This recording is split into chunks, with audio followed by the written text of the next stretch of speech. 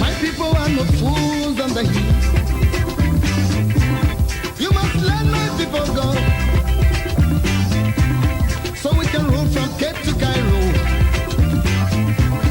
You must free my people's hands, so we can rule our purpose land. I wanna know who owns the land. Who wanna know who owns the land?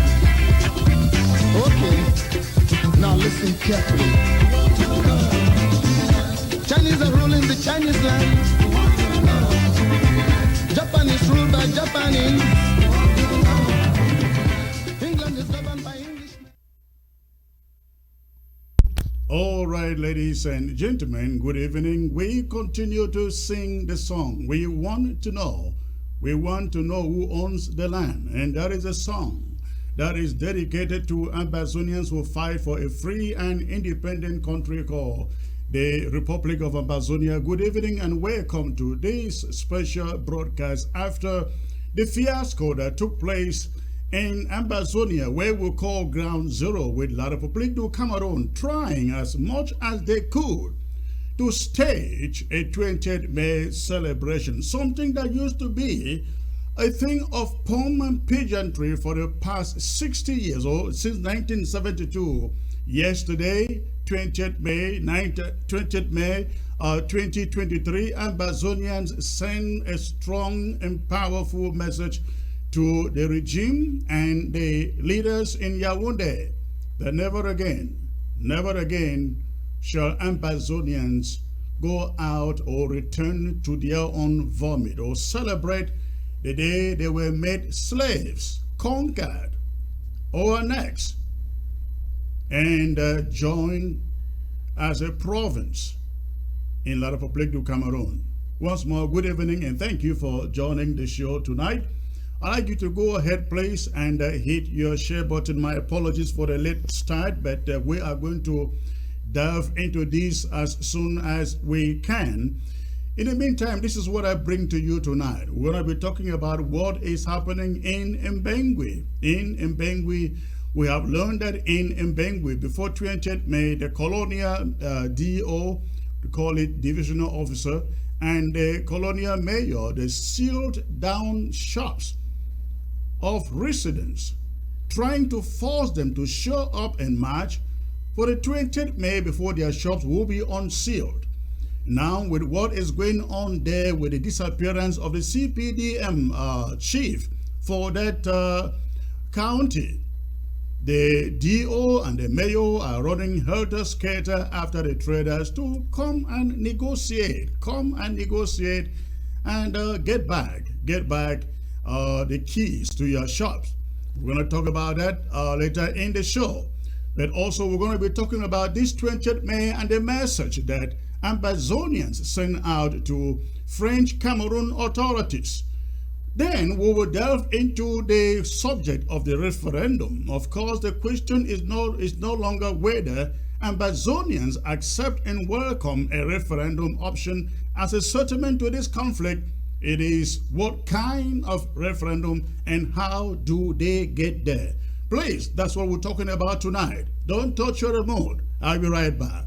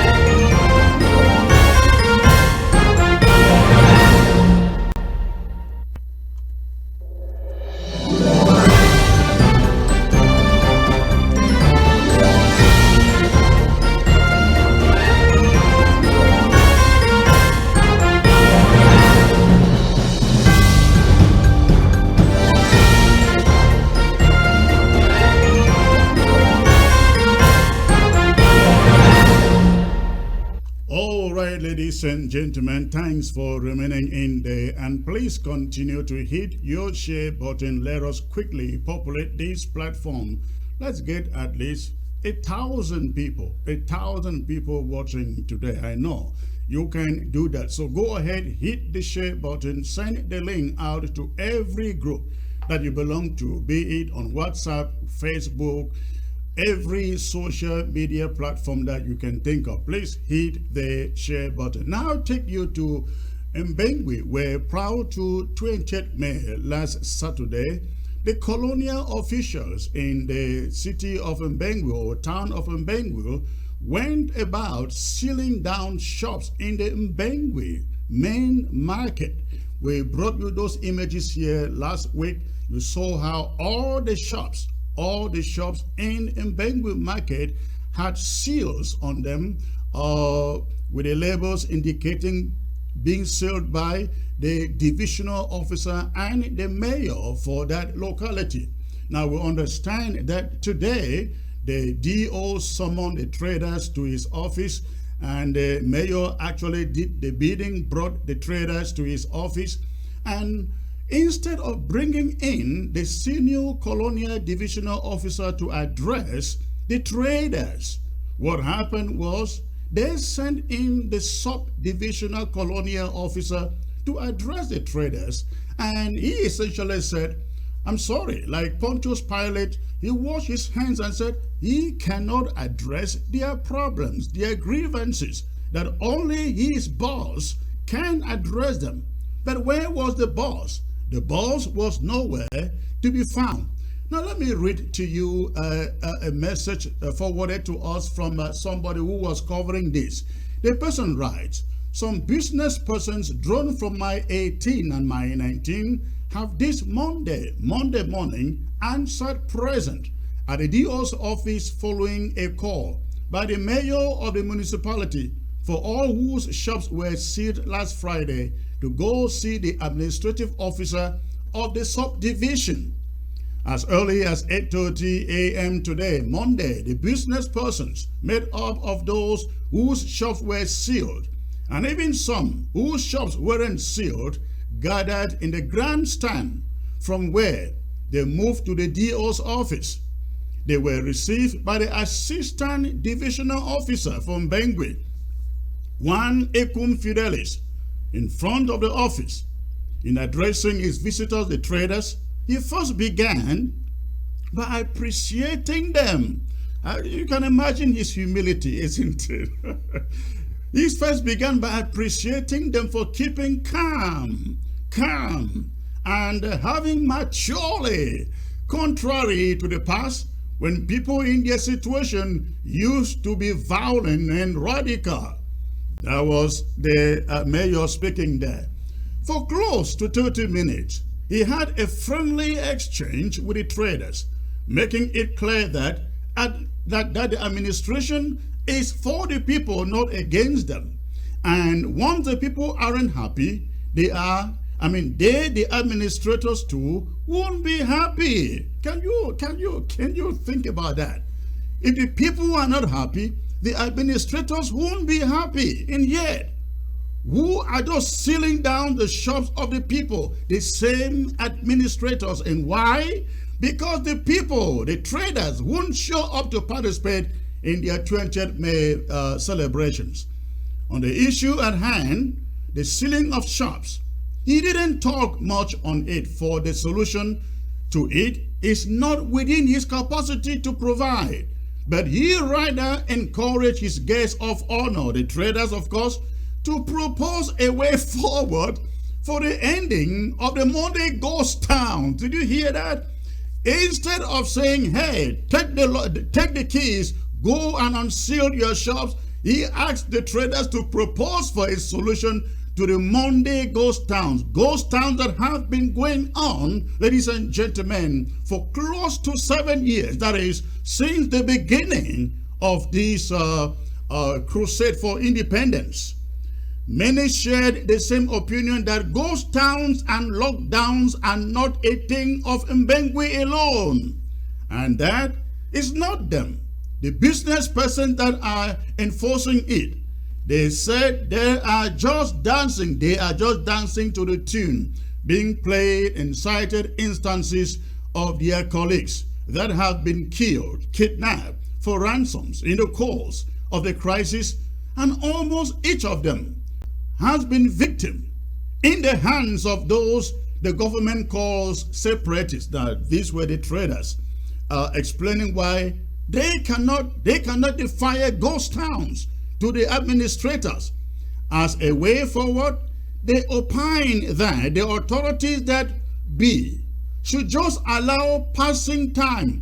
Should just allow passing time to gradually kill the ghost towns. That before people could not even dare step out of their homes on Mondays. But with time, private bikes now move from one corner of the municipality to another. Some persons go and open their shop to sell an item to a customer on request, then close back while a good number. So that is what the traders were telling these colonial municipal authorities in Mbengwe today. So they were essentially saying they cannot stop ghost towns. They cannot stop ghost towns because they will be victimized, and you will be surprised. They will be victimized even by the colonial officials and the military, because the moment those shops are open, they start going after them for illegal taxation. The traders are smart enough to say, no, we cannot do it because this thing is not happening only here in Mbengwe. It is happening all over Ambazonia. Ghost towns are observed everywhere in Ambazonia, from the Mongol to Inkambe. That is what has been going on close to 7 years today. And so we want to appreciate the people of Mbengwe. Last week, I passed a message out to everyone, those colonial officials out there in Mbengwe. We gave you up to Wednesday to unseal those shops.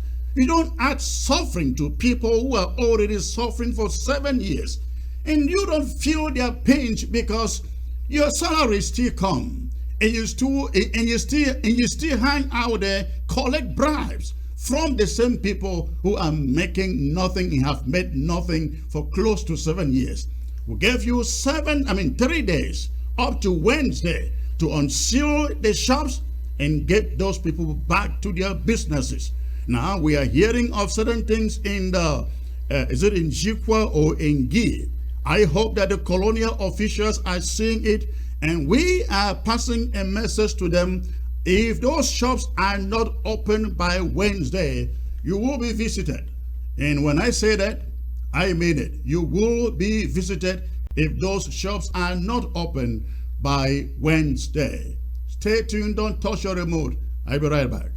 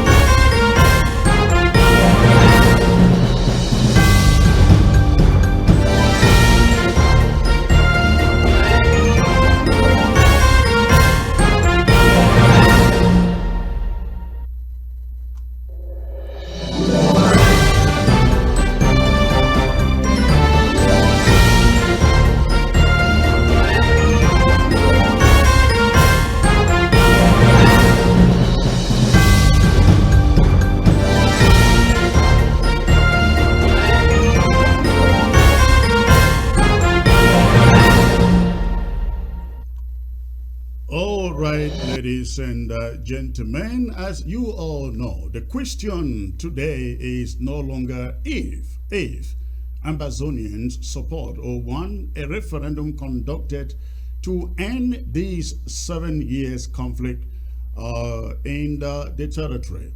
The question is, what kind of referendum? What kind of referendum are they looking for? And how do they get there? How do they achieve it? Should that referendum be conducted by Cameroon, or by the United Nations, or by Ambazonians? These are the different scenarios that all different people are articulating out there. And they are right to do so, because when we look at the past examples in countries where referendums have been conducted, we realize that in some cases, the people agitating, asking for independence, actually conducted the referendum. The case of Eritrea is a good one, for example. You also have the South Sudan as another example. We have so many of these cases. So the question and the debate has been, who conducts this referendum as far as the case of Ambazonia is concerned? Joining me tonight, somebody that you know so well, whom I call a true friend of Ambazonia. Ambassador Tibor Nagy has been in the forefront advocating for a free and independent Southern Cameroon's Ambazonia since he retired from his diplomatic work under the presidency of President Trump. Ambassador Nagy, it's a pleasure to have you back joining me here, sir. Good evening.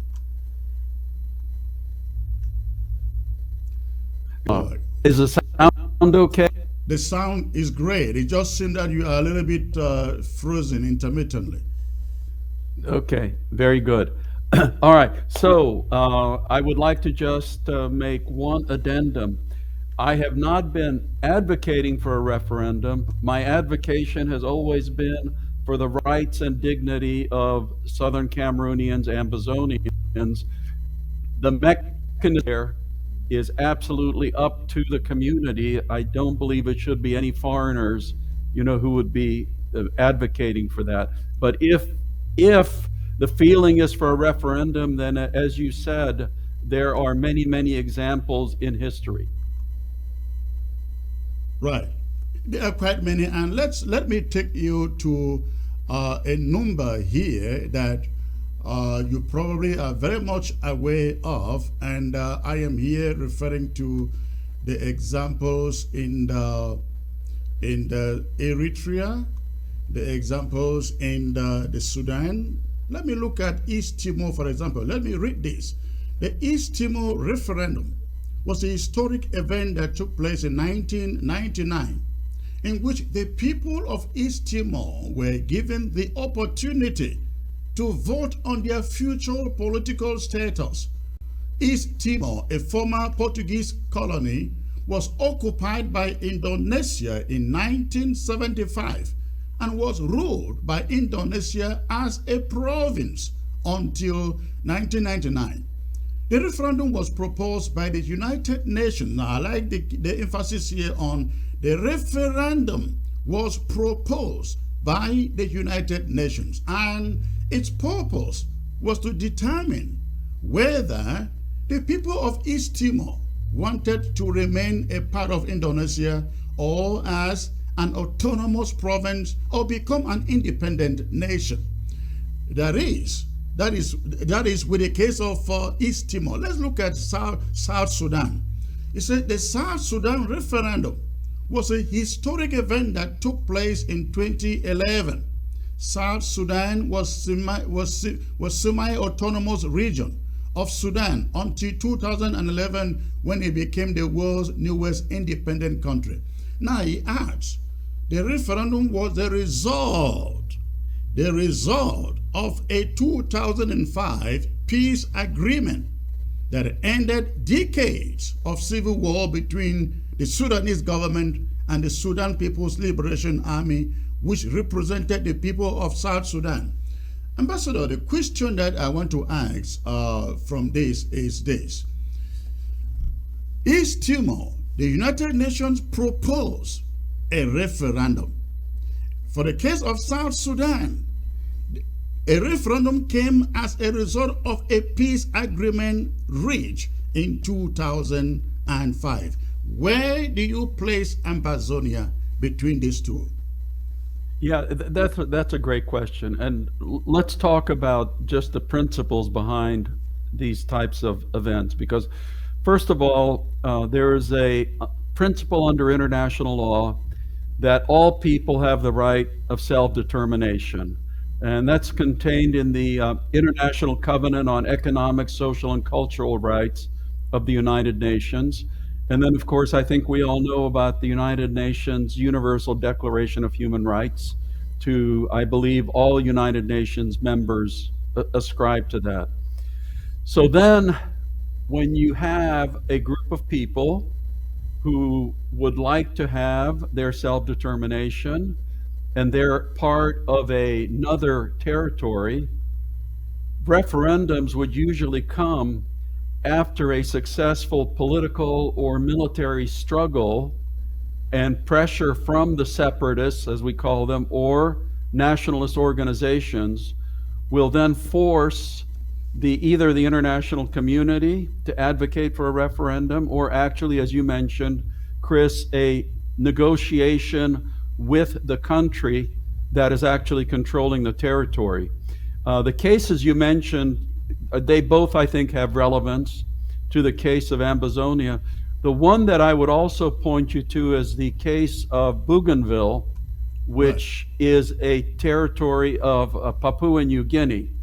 And that, I think, would be one that would be fairly close to the case of Ambazonia, because they've had a civil struggle. There was a peace agreement between Bougainville and the government of Papua New Guinea. Then they did have the required referendum in 2020, and 97% of the people voted for independence. And now they're in the process of trying to make that actually happen. So each of these situations is very unique, but there are a lot of factors that are very similar that go into all of these. So, if I get your idea, because if you look at the case of Namibia, for instance, Namibia's case is quite, it came from the United Nations essentially, I guess, through advocacy. The United Nations actually secured a referendum for Namibia. Let me look at that. The Namibian referendum it says, a historic event that took place in 1990. The referendum was proposed by the United Nations, and its purpose was to determine whether the people of Namibia wanted to remain under South African control or become an independent nation. The vote was held on March 21, 1990, and the overwhelming majority of Namibians voted for independence. So the key word here, Ambassador, is the United Nations propose. Would that not be a good route for Ambazonia, which means Ambazonians then maybe get some godfathers who can go after the United Nations, maybe lobby the United Nations to make that proposal, considering that we have been fighting for close to 7 years now. The Republic of Cameroon rejects dialogue. The Republic of Cameroon thinks that they can kill everybody to submission. So, in the case of Ambazonia, wouldn't there be the need for the United Nations to propose such a referendum? The key word, I actually agree with you, absolutely, is united. That is one of the reasons that I have been so adamant in encouraging the community to be united in its point of view, because to get to the point that you are mentioning right now, it is so critical for the community to advocate to the United Nations and to allies around the world, and yes, even to the government at Yaoundé, what the community wants. because I guarantee you that the government in Yaoundé would pay attention much more if the Southern Cameroonian community comes to them with a united voice. And it goes to the United Nations with a united voice. And it goes to the governments of the United States and the United Kingdom and Canada and Germany and the European Union with a united voice. That is why that is the first critical element, because before the community can take step one, it has to speak with a united voice. We agree on that, but in a situation where you do not have a united voice, but you have the people who really need a closure to the conflict on the ground. I'm referring to the people on the ground who overwhelmingly say, you know what, we don't have to have our people being killed on a daily basis. We want a referendum. Doesn't that speak volumes? Because I guess when you talk about division, you are essentially talking about the leadership, this leadership or the leadership in the diaspora. When it comes to a referendum, it is no longer the diaspora that has the final say. It should be the people. And if the people say, we want a referendum, shouldn't that matter the most? Absolutely, that should matter the most. But then, Chris, you get to the question, how is the voice of the people on the ground sent around the world? Right now, we look around at the situation, and the voice of the people on the ground is actually the voice that is in the diaspora. Because those are the people that show up in the offices in New York. Those are the people that show up in the offices of the State Department. And, they're the ones that have a lot of these media outlets. So that's the voice that the international community is hearing. These other cases that we've talked about, whether it's South Sudan, whether it's Eritrea, case of Bougainville, East Timor, there was absolutely no question as to what the people really wanted. And that has been one of the detractions of the case of Ambazonia, Southern Cameroons, is that there has been a mixed message which has been sent around the world. And that is what has to change if the community is going to succeed. From your personal assessment, what do you think are the chances? Let me put it this way. From your own personal assessment, what do you see the chances for a United Nations supervised referendum in Ambazonia? Personally, I think the chances would be very good if the people are saying this is what we want, or we want to see this happen. If the people are saying that with one voice, and that is the voice that is heard by the entire international community, and if the point that is made is that under the current situation, the people of Ambazonia do not have their full rights, privileges, and dignity as prescribed by the United Nations Universal Declaration of Human Rights, then their chances would be good. But again, I get back to the point that everybody does pay attention to who is the messenger.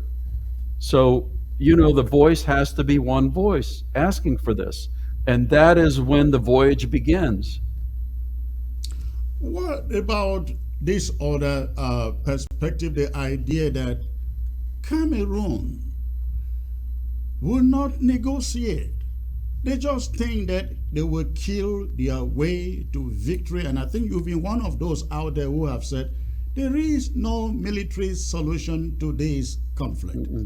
So that alone, the fact that Cameroon will not want to negotiate, shouldn't that be an incentive for the United Nations to say, we can end this thing by just calling the people and telling them, go and vote. Let's see where you want to belong. That's what they did in Namibia.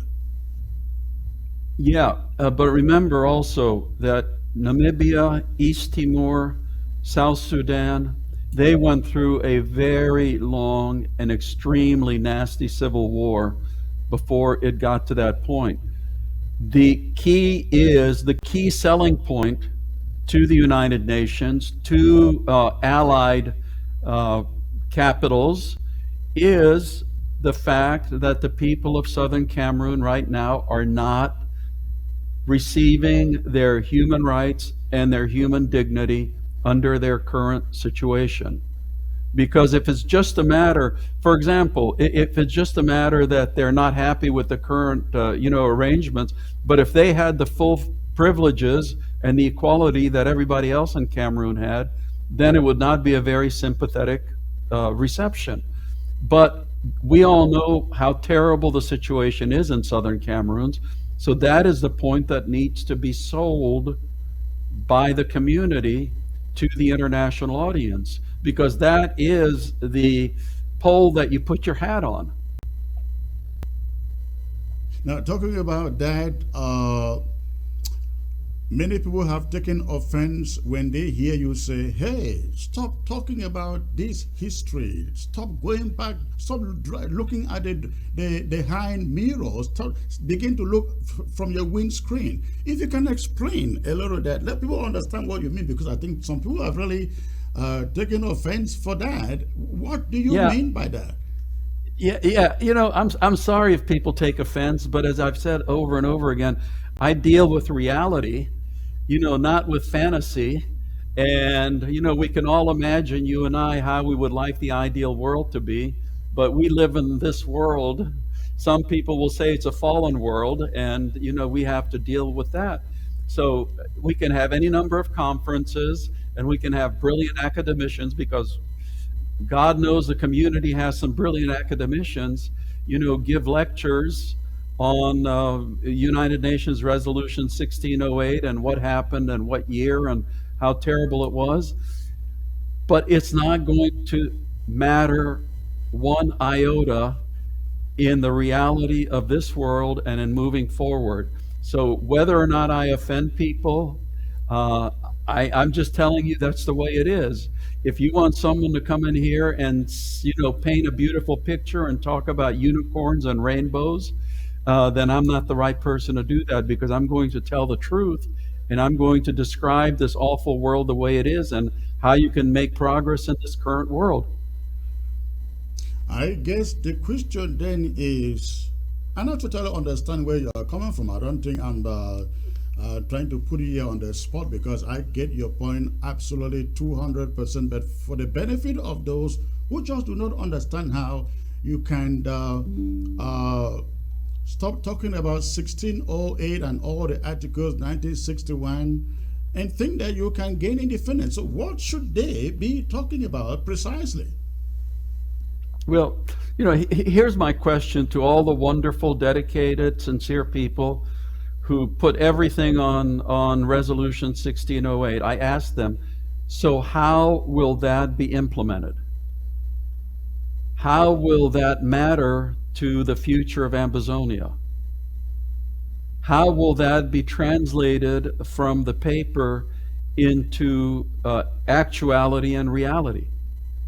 And I have yet to hear an answer from anybody, because they have this magical thinking that somehow somebody's going to snap their finger and the international community is going to magically make the army of the Republic disappear from Ambazonia, and they will turn over the keys to the kingdom to the Ambazonian people. And if that's what they're waiting for, then hopefully they will live to be 200 or 300 years old. Now, we have also heard this argument between, it should not be a referendum. It ought to be a plebiscite. What difference would you give between the two? I think that there's historical differences, and the problem with plebiscite is that I believe, and I'm not a legal expert, and I know in the community you have many legal experts, but I believe that there's a very different connotation in the English language and tradition and the French language and tradition between what a plebiscite is.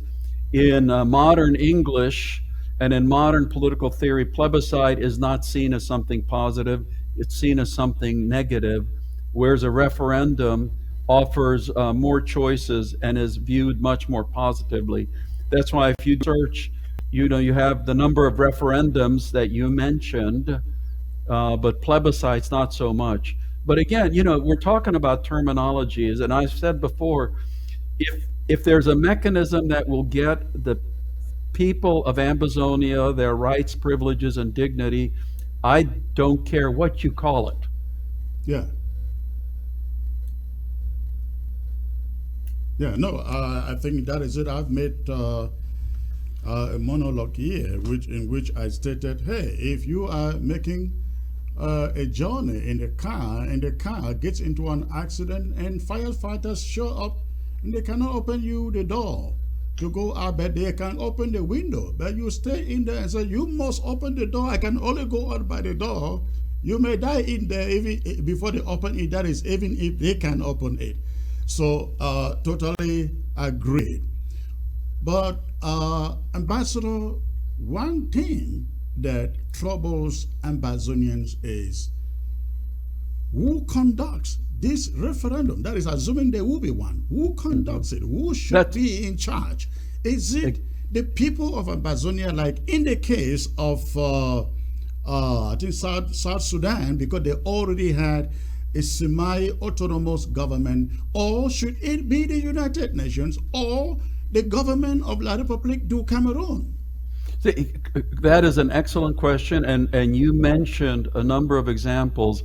And again, if you look at the referendums, whether it's Quebec, whether it's Scotland, on and on and on, they're all different, and that has to be agreed in the negotiations preceding the referendum. Because obviously, I'm assuming that the people of Southern Cameroon would have certain suspicions if the referendum was to be conducted by the government in Yaoundé. Correct. So Eritrea had a provisional administration already in place, and the Ethiopians and the Eritreans both agreed that it could be conducted by the Eritreans themselves. Correct. And there were observers. Because there was already a kind of an arrangement between them, Yeah. A peace truce. Yes, and in South Sudan, again, there was a administration, and there was an international observing mission. The Carter Center was there. Jimmy Right. Carter himself was there. And when you had 80% of the people turn out, and it was 99% in favor of independence, I don't think that that's a question. I mean, here, practical questions are very important. Who conducts a referendum? Who gets to participate in the referendum? Is there going to be a census taken just before the referendum?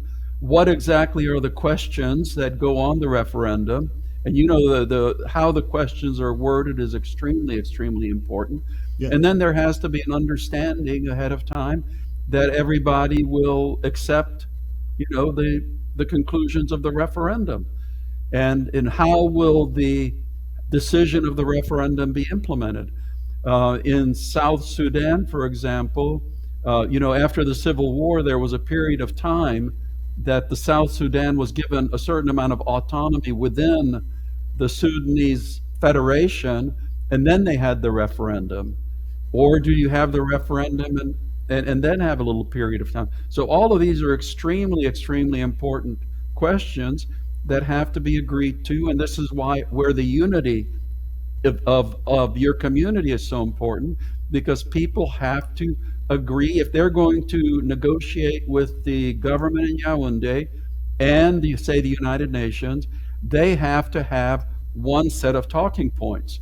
You can't have a delegation where you have some people say, oh, these are the questions. No, these are the questions. You know how ridiculous that looks. Right. In the case of Namibia, we learned that after the referendum, negotiations were held.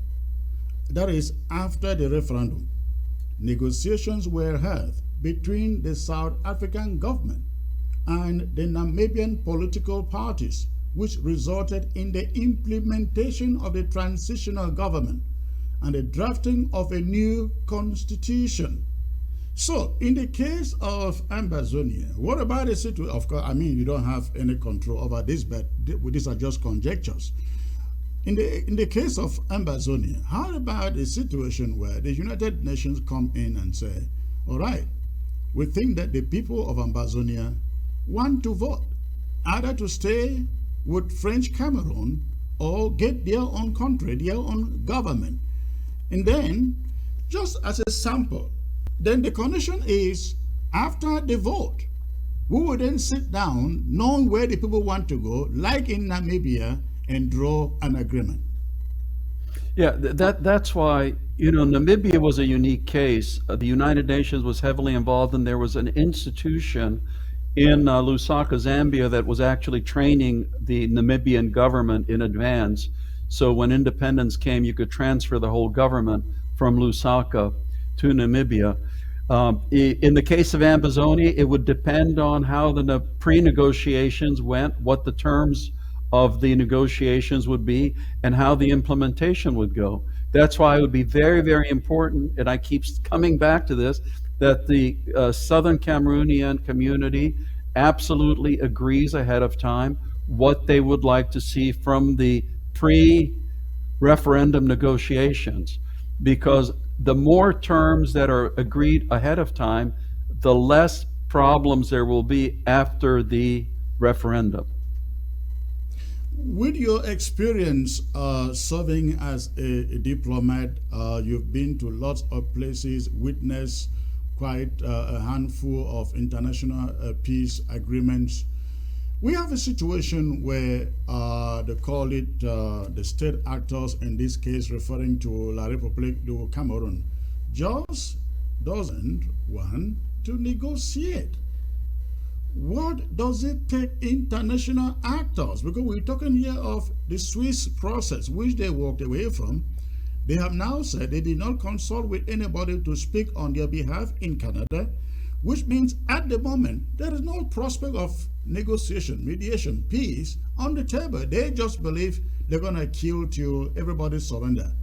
With your experience, sir, what does it take people at the international community to say, enough harm has been done, it's being done, let's stop this guy?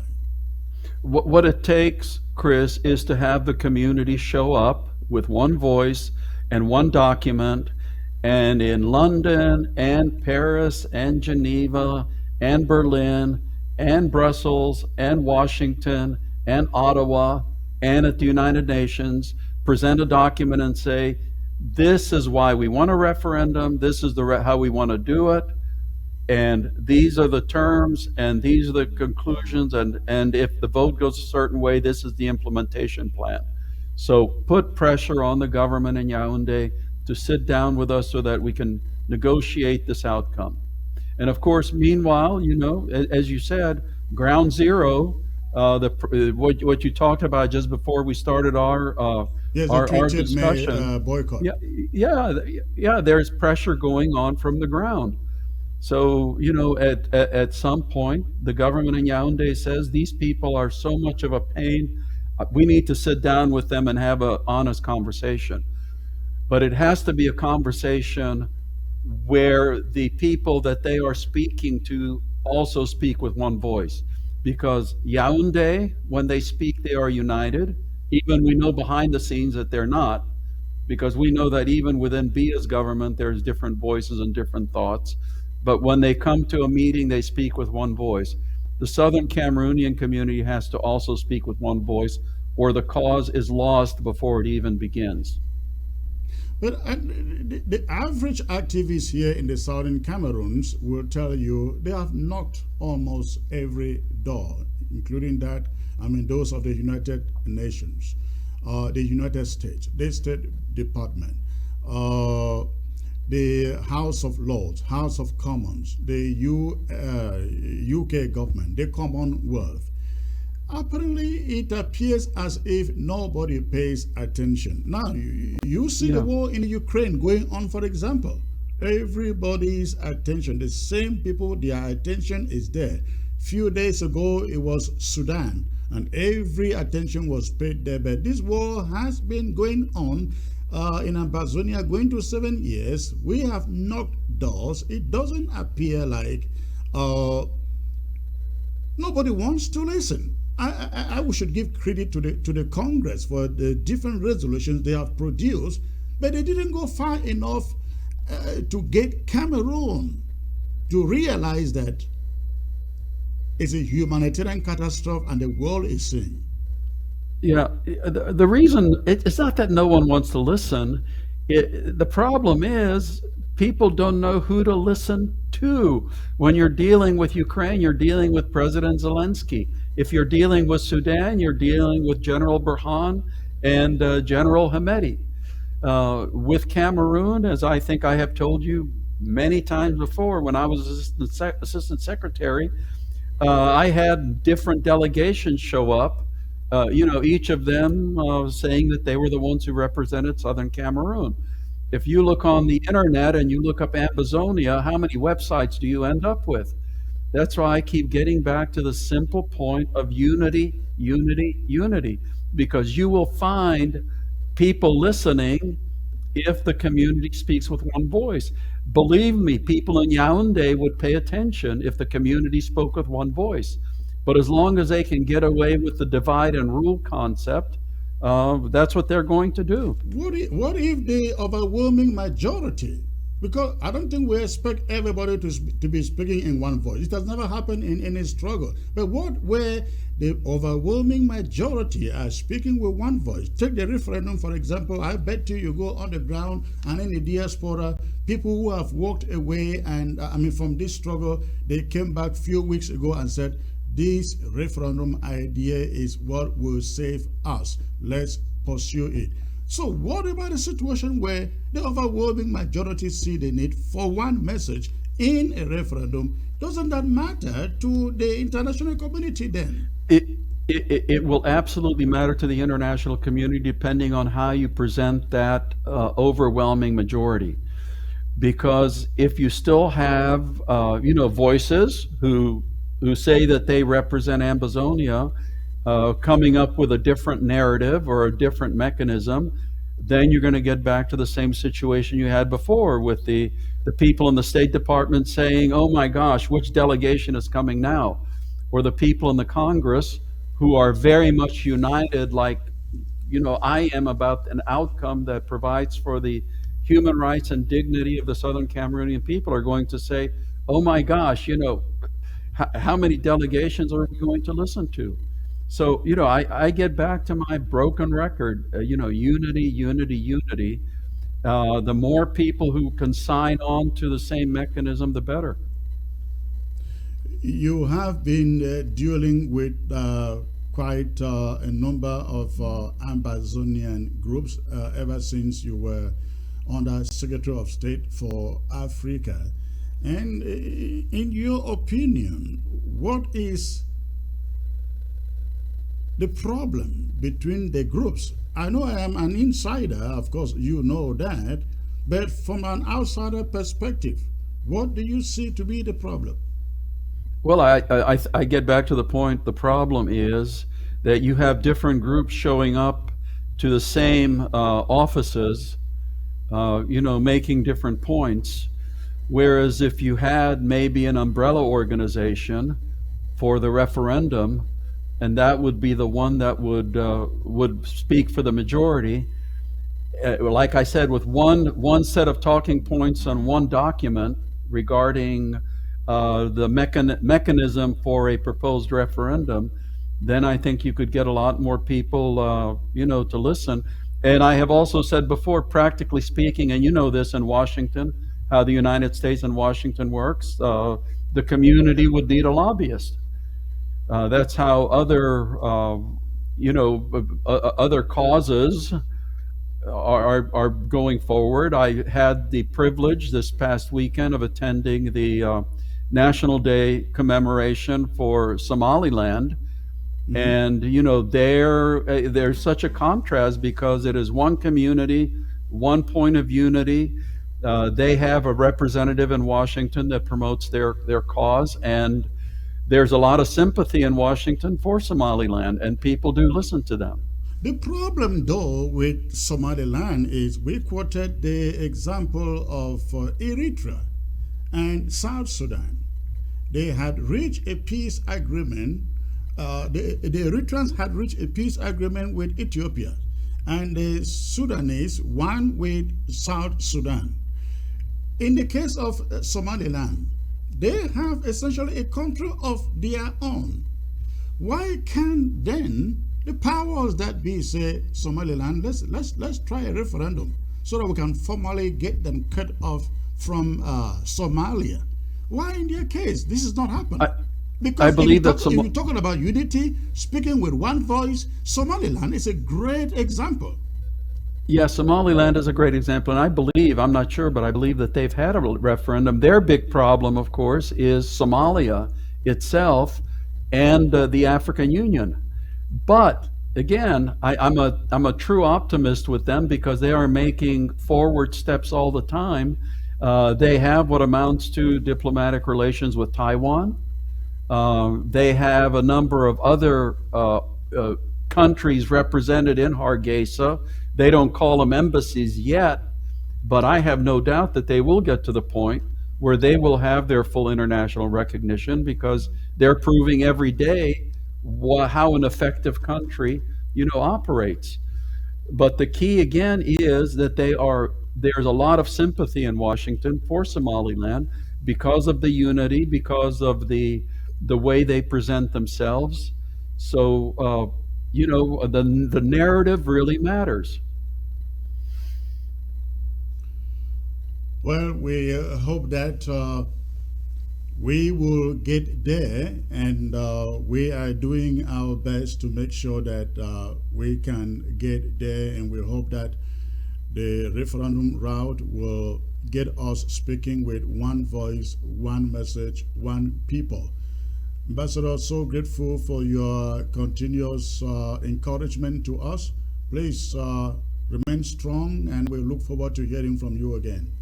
You do as well. And remember, never forget, justice is on your side.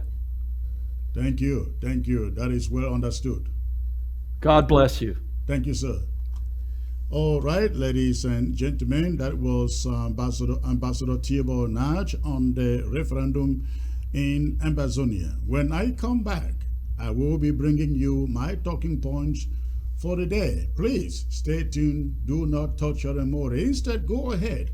Continue to hit your share button and let the numbers jump. I'll be right back.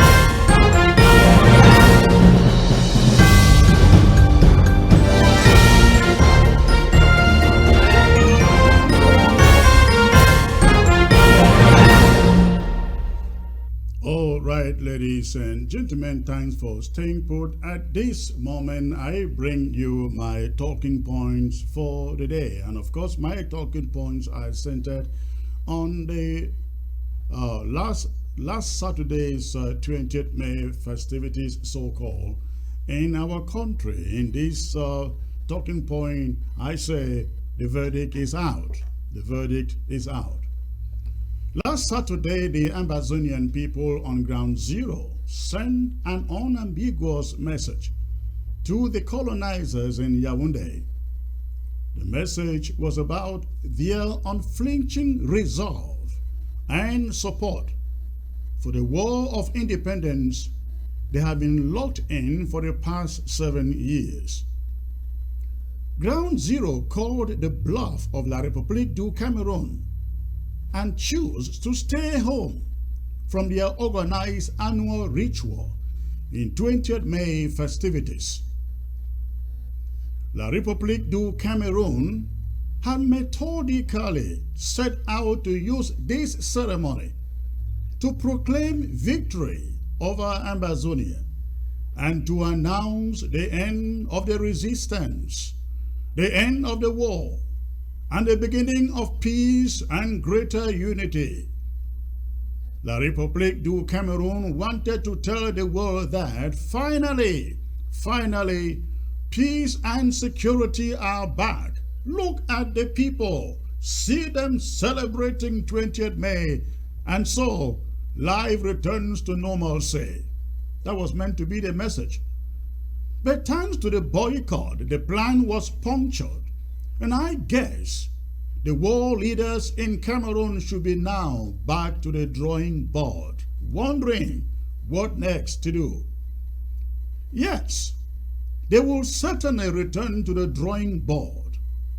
But the message is sent. The message is sent already, loud and clear enough, at least to those in the leadership in Cameroon who still have ears to hear and who can rightly contextualize the meaning of the message.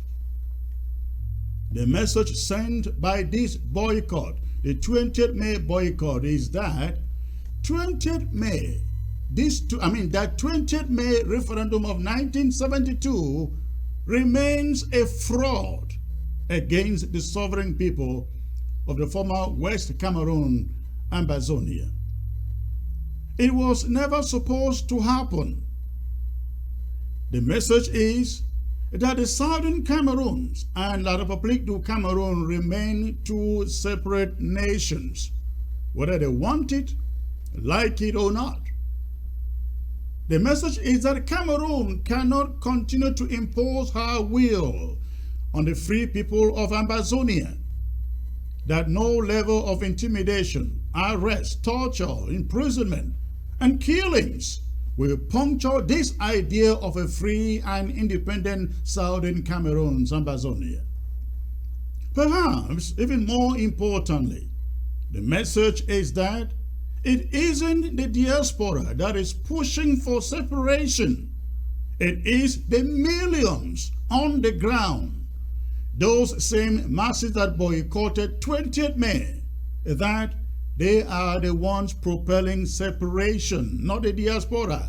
The diaspora is only being supportive.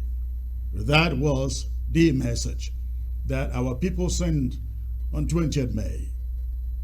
Prior to the 20th May, La République du Cameroon had for months made believe they have depleted or killed almost all the ARF, that normalcy was fast returning, that only a pocket of resistance is left.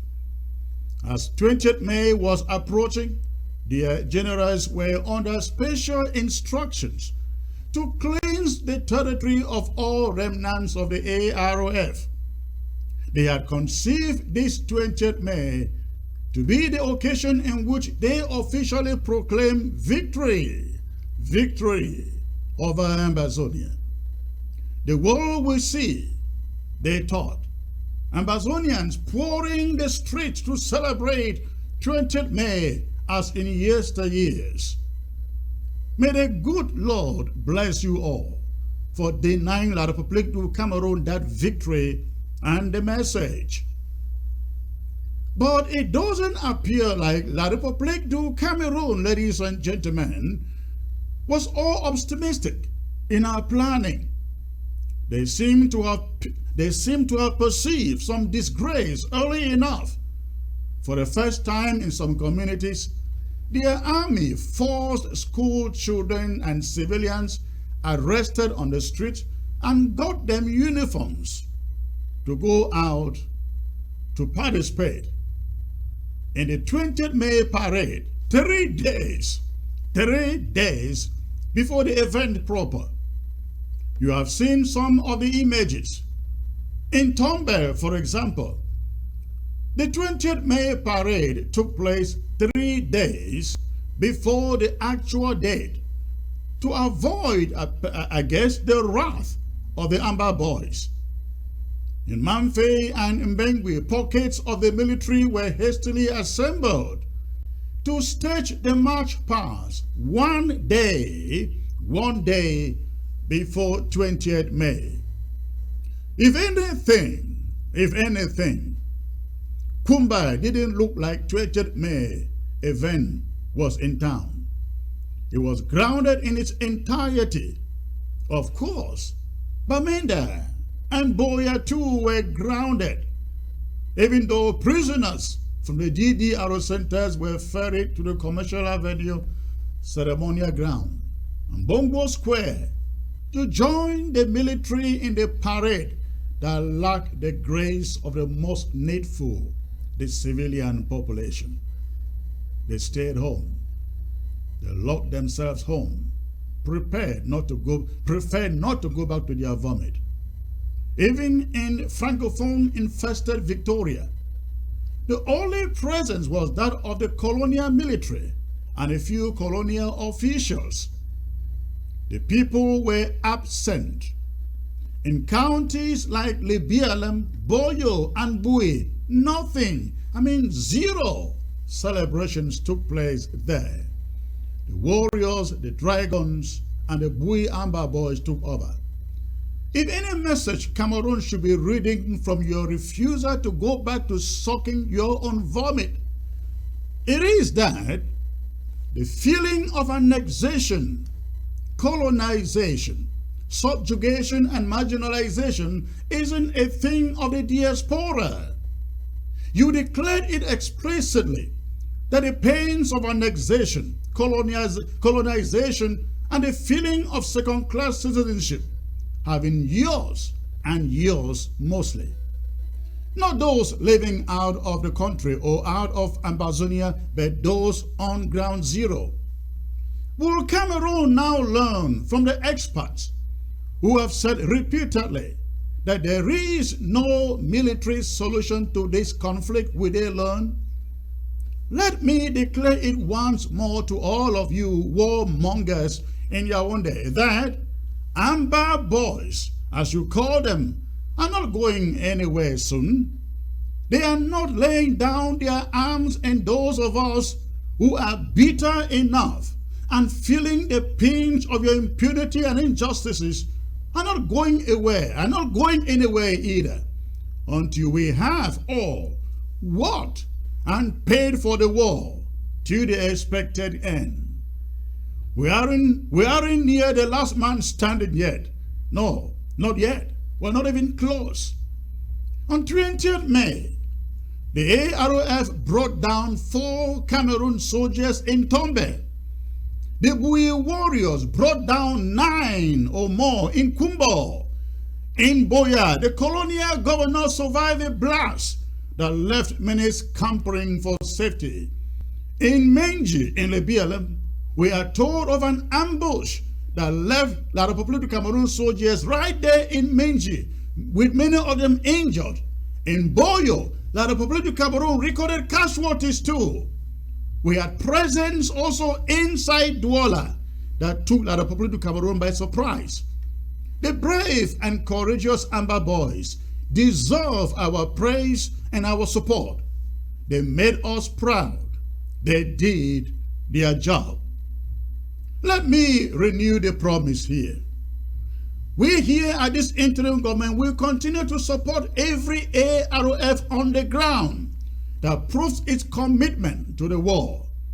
We will stand behind every self-defense group that shuns partisanship, that just wants to free Amazonia.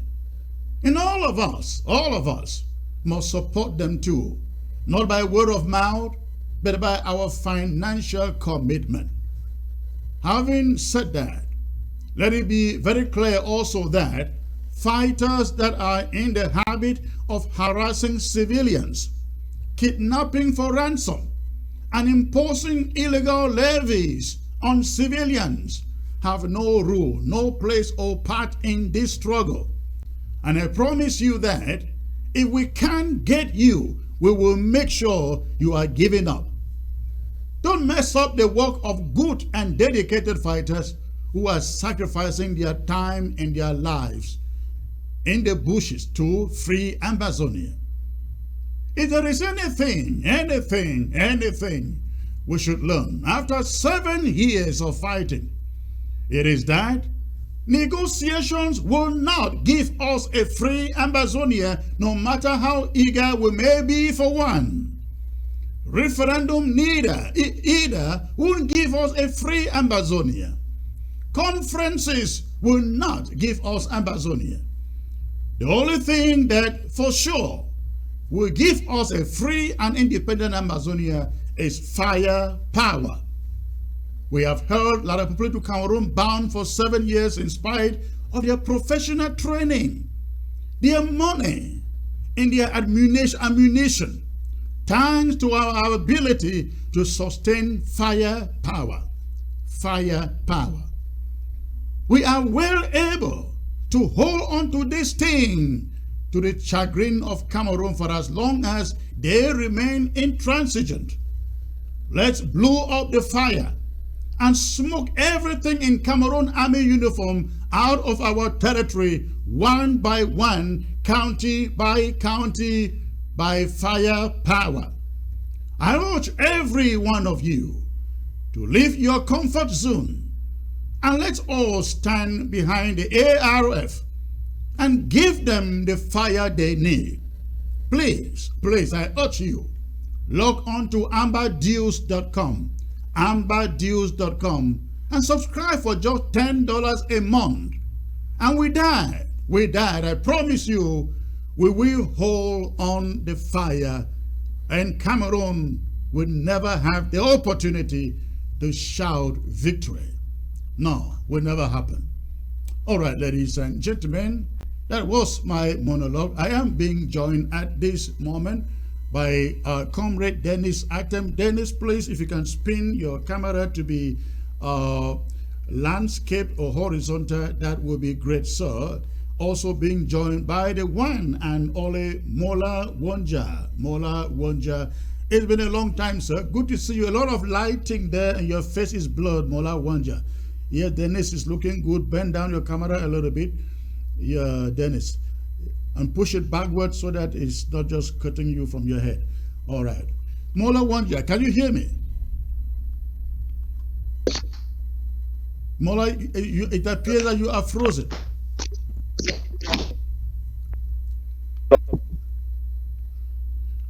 Mola, Yeah? you can. All right. It's okay. All right. That is okay. That is okay. Can you turn off the Let me reduce the lighting light. in the roof? Let me. In the ceiling, sorry. Turn off the lighting in the ceiling. Yes, Dennis, your image looks good now. Thank you, sir, and thanks for joining once more. It's a pleasure to have you, sir. I will start with you, Dennis. I believe you listened to Ambassador Tibor Nagy in the question and answer session. What do you make of his appeal? He kept on saying unity. Yes, a referendum is the way to go. It is good, but unity. What do you make listening to him, sir?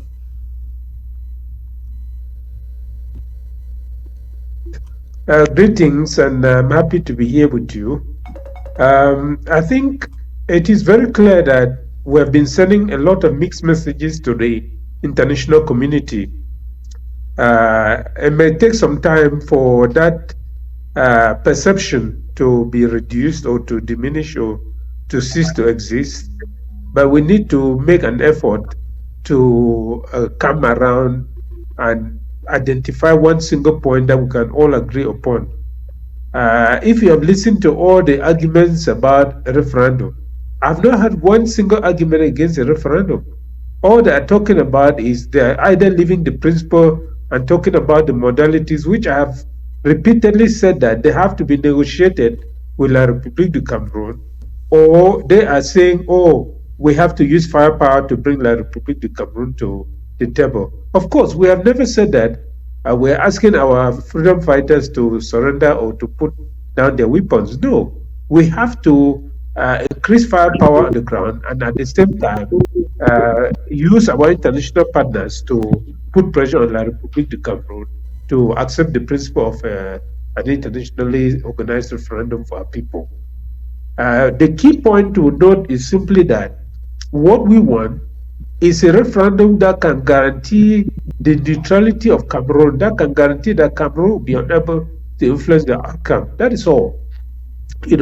Whether it ends up being organized by the UN or by some partners in the international community, whatever is the case, at the negotiation table, the modalities, that is what we have to insist upon. We want an outcome that cannot be influenced by La République du Cameroon. That is it, Chris. Now, you have listened to the different postulations on this subject of referendum, some of which I asked Ambassador Tibor. There are those who are saying, well, you can't get to a referendum until there is some negotiated peace agreement, like in the case of South Sudan and Eritrea. But again, as I indicated, you also have the case of Namibia, where there was a negotiations only after the referendum. You are essentially an expert in this referendum thing for now, because you've been championing it for years. What scenario do you see can work for us? Chris, as I say, it is very true that we are dealing, that matter is a practical matter now. You see, matters of principle are different from practical matters. The practical matters, you look at your own circumstance, you come up with solutions to resolve that circumstance, but the principle has been acquired. The principle of the referendum should be put aside, and then the practical implementation of it is what we are dealing with at that point when people start talking of what we have to do, how to acquire aid, and so on and so forth. As I've said, the challenge is on our part to be able to agree on it, come together, work out all those details, because these are details that we can solve beforehand. We can solve all those details beforehand, or at least have a unified position with respect to those details, so that when we sit down to negotiate with La République du Cameroon on the practical implementation of the referendum, everything is very clear to us. There's no possibility of some people arguing this way and some other ones arguing that way, because this thing is so clear that if you see it clearly, there's no possibility to keep confusing ourselves, going up, going down. No. It is very clear that once we are clear about this, we can agree and come up with a solid team that will negotiate with our Republic government and acquire exactly what we want from them. But there are some among us who say, forget about referendum. We have to negotiate. We have to negotiate first before a referendum. But without Cameroon coming to the table, what are the chances for? No, Comrade Chris, let me stop you there. Okay, take the case of South Sudan and Sudan. The negotiation was centered on the fact that the interests of South Sudan could be accommodated within the one Sudan. It was after they accepted that principle that they move on now to give South Sudan the choice of a referendum.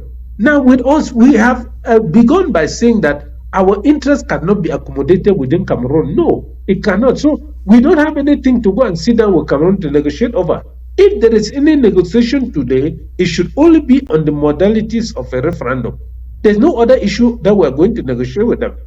And not only that, when you come to the substantive issues can only be negotiated after the result of that referendum. You get the point? If, for example, the federalists win Then the issue now will be how to draft the federal constitution to accommodate, to take the interests of the federalists into account. If the independentists win, then we are talking about complete separation, territorial boundaries, pension issues, a rolling stock, and so on and so forth. So these are clearly different matters that once you are able to see it very clearly, you will not have any doubt that the people who are saying that it must be preceded by a dialogue, they are making a big mistake, because there's nothing for you to go and negotiate with La République du Cameroon other than the modalities of the referendum. What are you going to negotiate over? Tell me. If you were asked today, Comrade Chris, to provide an agenda for dialogue with La République du Cameroon, what will you produce? Tell me, I want to know. Well, I want any of those people who are saying that it must be preceded by a dialogue to tell us. Yeah, if I were left or sent to go negotiate with La République du Cameroon, I will go there saying, hey, there is really nothing to negotiate because we had our independence, we still have our boundaries as of independence. The only thing I want us to look at is how we deal the issue of electricity, because they still provide us electricity. The issue of the police force, I guess, I mean, natural resources, taxes, national debt, and so on. I guess these are the things I will be looking at, not looking at the boundaries, the political entity, because we already have that from 1954, actually. So you are right. But this is where the case of Eritrea comes in and Southern Sudan comes in. Shouldn't we, of course, again, I'm an insider here, I'm just playing the devil's advocate here. Shouldn't we then be saying to the United Nations, we still have our boundaries as of independence? All what we want is we want our people. If you deny that our people don't want to leave Cameroon, give us a referendum, let them decide it. You're fully right there. The question will be that we want our people to determine their fate, because the operation of La République du Cameroon is characterized by two things. First, their agenda to stifle us and prevent us from ever being able to express ourselves as a people. And secondly, to prevent us from withdrawing from the alleged union into which we entered. So these are the two things that characterize La République du Cameroon's agenda. So that is why a referendum is absolutely critical, because it will permit every adult Southern Cameroonian to be able to express their full opinion when that moment comes. And things like surveys and so on, they cannot replace referendum. They cannot replace referendum. They cannot. So it is true. When the moment comes, that is what we will say to the United Nations, that look, Cameroon has confiscated our territory. Cameroon is claiming that we have no right to self-determination, but our people are saying that they have a right to self-determination. Because go back to Canada, for example. Now, what will you think if you were told that Canada got the rest of Canada to vote to abolish Quebec, or that the UK got the rest of UK to vote to abolish Scotland? You see, these are the kind of aberrations that we are facing in the case of the Southern Cameroons. You see, so I think they are quite clear. Once we put the matter, we're able to really reduce the matter to a very clear perception that nobody can make a mistake about. I think this is very clear, so there will be no issue about that. What did you make of the general boycott of the 20th May last Friday on ground zeros? Wasn't that the message to La République du Cameroon, that if you think that it is only people in the diaspora who are separatists, we too on ground zero, we are bigger separatists? Chris, I couldn't be happier to see the way our people responded to the lockdown. Unfortunately, when what we are dealing with is colonialism, colonialism, there is a kind of dog, I've forgotten the name, which once it clings to its prey, it would rather be killed than to let go of the prey. This is the way colonialism behaves. Colonialism lives only on violence, falsehood, deceit, bribing of consciences, and corruption. So we are dealing with a country that you cannot reason with it at all. And that is why I say that even bringing them to the table for a referendum has to be by firepower and international pressure, because colonialism does not think. Truth is a mortal enemy to colonialism, and that's what Cameroon has proven itself to be. So I'm very thankful to our people for having obeyed the lockdown, and they should take into account that this will be every 11th February and 20th May from now on forever. It is not a question of until we regain our freedom. It's not a question that when each 20th May or 11th February is coming, we have to go out and especially remind them. Of course, we will remind them, but it should become habitual to our people that 11th February and 20th May are not days that we should associate with at all. On those days, everybody should prepare themselves to stay home. And, in fact, by staying home, they are playing safe both to the terrorist soldiers of La République du Cameroon and to any other person that La République du Cameroon put out there to deceive them, that ambassadors are attacking them. So I was very, very pleased with our people. I think really I'm very happy. I'm very happy. All right. Mola, are you there, please? Let me see if Mola can come in here. Yes, good to have you. Your camera there, the lighting is a problem, but we can manage that. Yes, you saw what happened on Ground Zero, I think, for the very first time in the history of these 20th May celebrations. Ambazonians on the ground send the strongest message that diaspora is not, the resistance is not in the diaspora.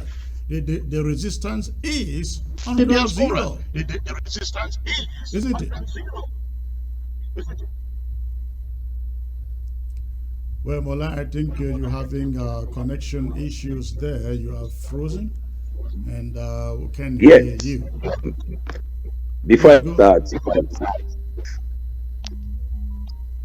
Nagy, are you getting me? Yes, now I can hear you now. Go on. Okay, great things to all Southern Cameroonians, the great people of Ambazonia, the great people of the Federal Republic of Ambazonia. See the best of their knowledge, their pride, because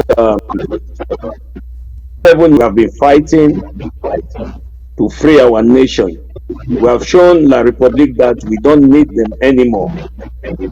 This pressure does not only come from diaspora. The people zero.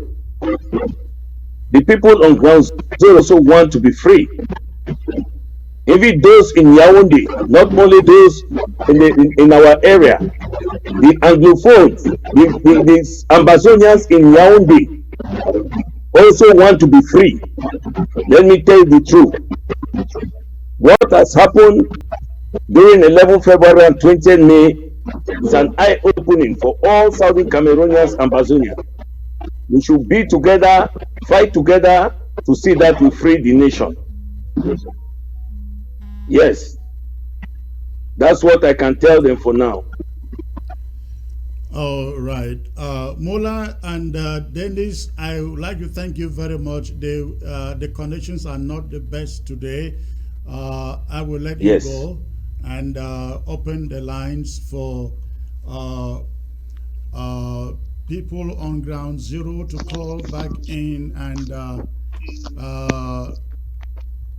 do their contributions. Before you call, please make sure that your your television is, the volume of your TV is turned down.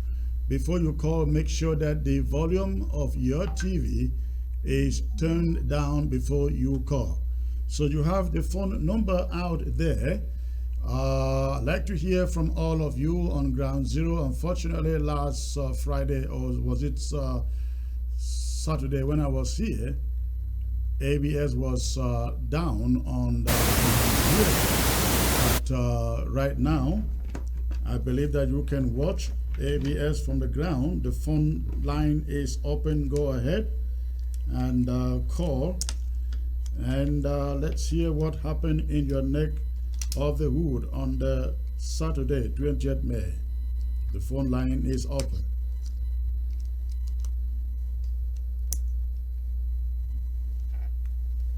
All right.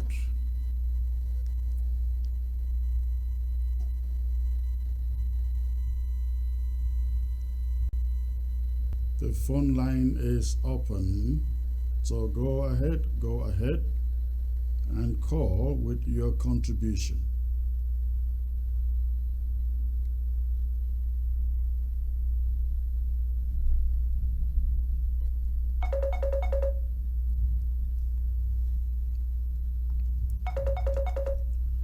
Okay, we got the first caller from ground zero. Hello. Hello. Good evening, sir. This is Chris. Good evening, sir. Where are you calling from? I'm calling from Meme. Calling from where? Meme, Kumba, Meme. Okay, thank you. What is going on? How was Ghost Town in Meme today? Because of a prophet. It was fine, sir. Oh, good. That is good to hear. And I'd like to pass through you to thank all of you in Kumba who shut down Kumba for 3 good days, sending a message to French Cameroon that it is not people in the diaspora who are hungry for freedom, but you, especially on ground zero. So go on. No, I want to say thank you. May God bless you, sir. Thank you. Okay, sir. Thank you. All right, thank you for the call. All right, the line is open, ladies and gentlemen. The line is open. Go ahead and call with the number you find on the screen. And before you call again, make sure that the volume of your TV set is turned down. All right. And why the calls come in, I just like you to take a look at some of the images emerging from ground zero on 20th May. Please look at that image there. Look at that image there. That image there. That seems like Kumba. Wait. Let's get to the call first. Hello. Hello? Hello. Hello? Yes, sir. Where are you calling from, sir? Hello. I'm calling from Cape. From where? Calling from Cape Town. From Cape Town. Okay, what is on your mind, sir? Yeah,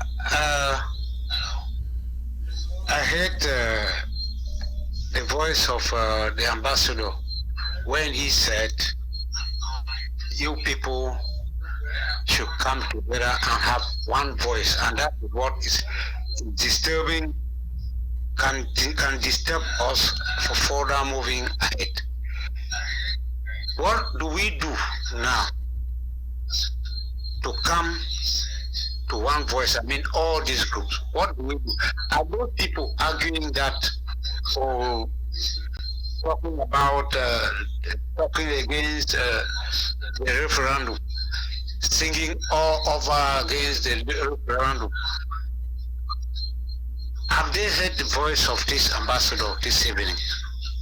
If they have heard the voice of this ambassador and they want us to succeed, why can't they come, all of you, have one voice so that this useless war ends? What do we do to bring them? Let me tell you, I hear you, and of course I heard the message of the ambassador. It is one voice that really matters here. The voice of the voice of you on ground zero. If all of you on ground zero will be telling whichever leader that is out there that, hey, you people want a referendum. You people want a referendum. You don't care what they are trying to do, but you speak with one voice from ground zero and say, this is what you want. You make any other leader in the you make any other leader in the diaspora irrelevant if they say they represent you, but will not listen to you. That is the way to go. Does that make sense? Okay. Yes, so I think it is for you guys on the ground to put pressure on any person who thinks that there is only one way, And most of these are the people talking about negotiations. We are all talking negotiations. I am for negotiations 200%. But let me also assure you, we will not leave a negotiation table without a referendum. All right, thank you for the call.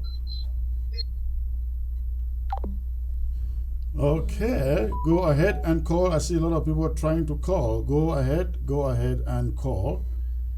All right, hello. Hello. Hello? Hello.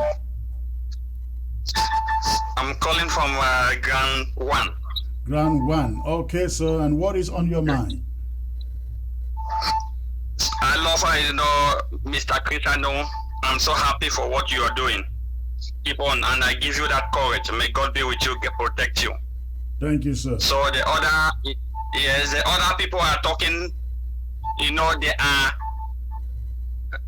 Hello? Yes, I can hear you. Go on.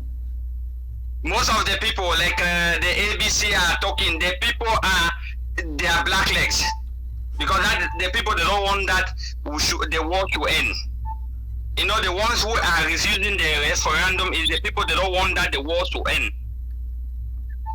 Well, again, just as I said to the last caller, those of you on Ground 1 and Ground 0 can actually make them irrelevant by telling them, we don't take your messages, we don't listen to you.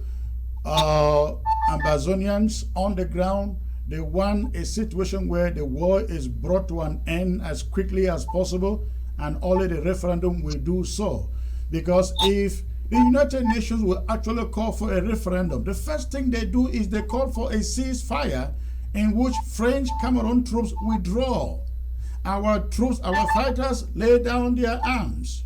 A peacekeeping force is then brought in, and then the referendum, then people can go about their normal business, just as before. Then the referendum is planned and conducted. So I think that all of you on Ground 0, you have a big part to play in telling these diaspora leaders, it is not all about you. It is not all about you. It is about Ground 0. That is the message everybody on Ground 0 should send to the diaspora, to anybody who says he or she is a leader. Does that make sense? No, thanks for the understanding. Thank you, sir. Thanks for the call. God bless. All right, let's get back to the calls. Hello. Hello. Hello, good evening. Yeah, good evening, Good, Sister Grace. good evening, sir. Thank you. Where are you calling from? Yeah, I'm calling from Meme. Wonderful. It's Meme's day today. All right, go on. I see somebody trying to call by Germany. He has been on the phone again and again. Just keep on calling. Yes, go on, sir, from Meme. Yes, I just really want to appreciate what you have been doing, and I want to appreciate Ambassador Tibor. He has said it all. He has said it all. I don't know what is wrong with Sako and Ayabajo. These people are pushing for what we don't want. We on Ground 0, we are behind the referendum 1000%. Let them keep all those their noise they are making. First of all, Sako from everything, even Ayaba, all the two of them, they are proving to be tricksters. They are thieves in this revolution. Look at what AGF is doing, kidnapping people and taking money. Yeah. And Sako has embezzled a lot of funds that we know. And I listened to one of his useless audio. He was saying that, how can you be sick and somebody come to prescribe the medicine? That, what does he have to prescribe? Nothing. I think Tibor has told them blank in the face that if they are waiting for that thing, let them go and find a pill that make them to live for 300 years. So they'll keep on pursuing that nonsense that they're doing everything for Liberia to come to the negotiating table. The referendum is the best for us. Yeah. When you are sick, you try all types of medicine. You try the conventional, the traditional, and whatever. Right. So you don't stick to one medicine. You So try let everything them that you get can. to their damn head. Yes. Right. So Again, we the power appreciate is at this moment. The power is in your hands on ground zero. Yes. If you keep on speaking Yes. truth to them, they are alienated and they become irrelevant. That's what it should be. That's the thing. Yes, that's what we are going to do. We are going to educate ourselves. But the truth is that, let me say, or comrade, the truth is that many of them, if they don't know, many of us here on ground zero, we know who is speaking the truth and who is not, who is for the struggle, wants to liberate us. We know. That's why I keep on calling names that Ayabacho and Sako, they are the spoilers of this thing. They don't want our freedom. They love us suffering. Yes. They All love right. to see us Thank you, suffering. sir. And they're gaining from it. Yeah. Thank you. Thank you. Thank you. Yeah. Thank you. All right. All right. The phone line is open. Go on and call. I see ground zero is fired up. Hello. Hello. Hello. Hello. Yes, I'm getting you. All right, I can hear you now. Yeah. Where are you calling from, sir? Fako? Okay, and what is on your mind? Fako?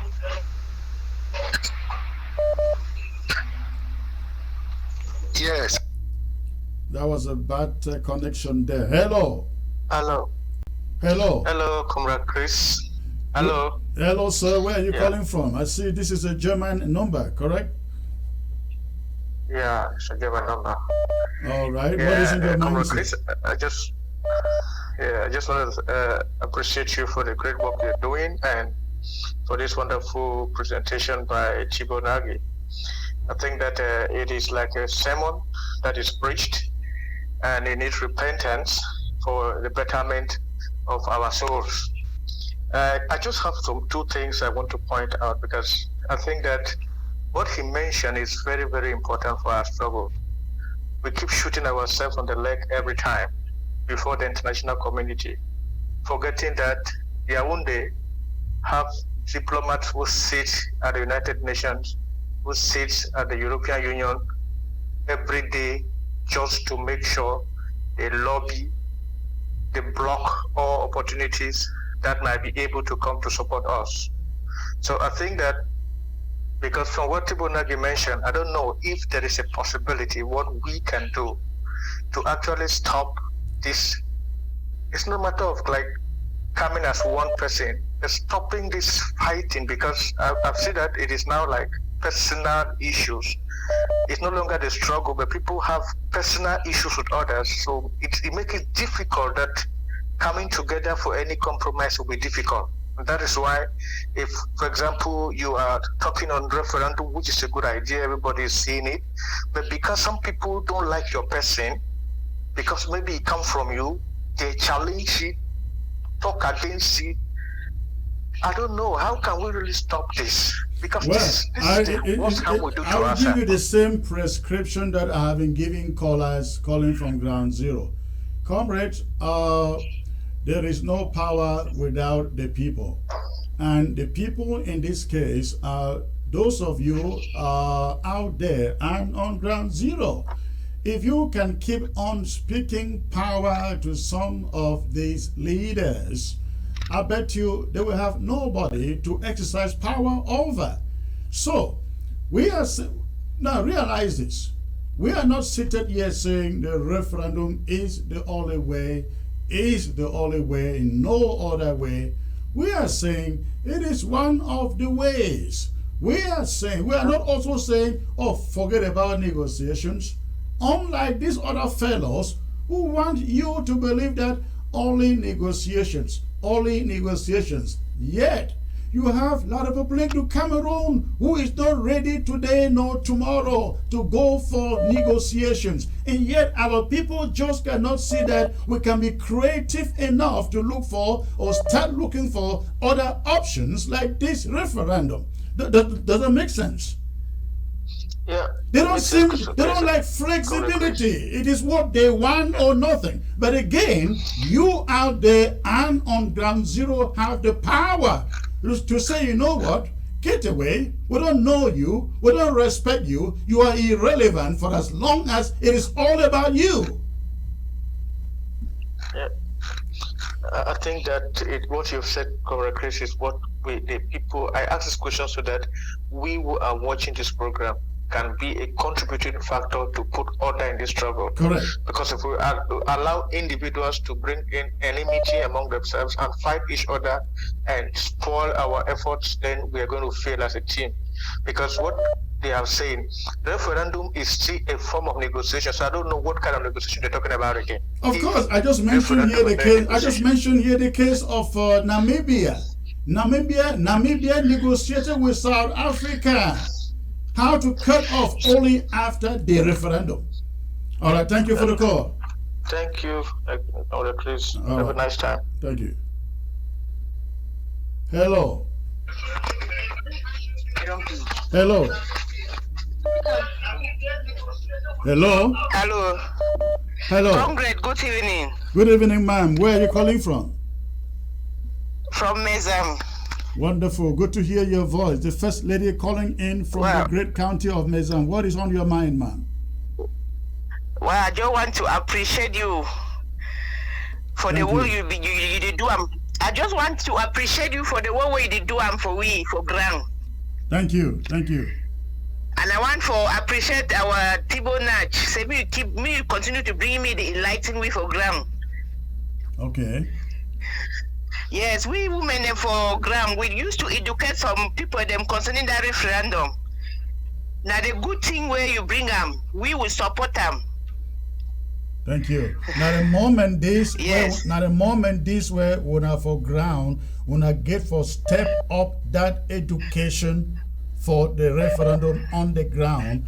And just as the Yes. past callers, they don't talk, any leader in the diaspora where one for dictate for one for ground zero what they want. Now the moment this for one for tell them plain and clear in Yes. messages that if they are not towing the way, if they are not Yes. doing what is right, you will speed them off.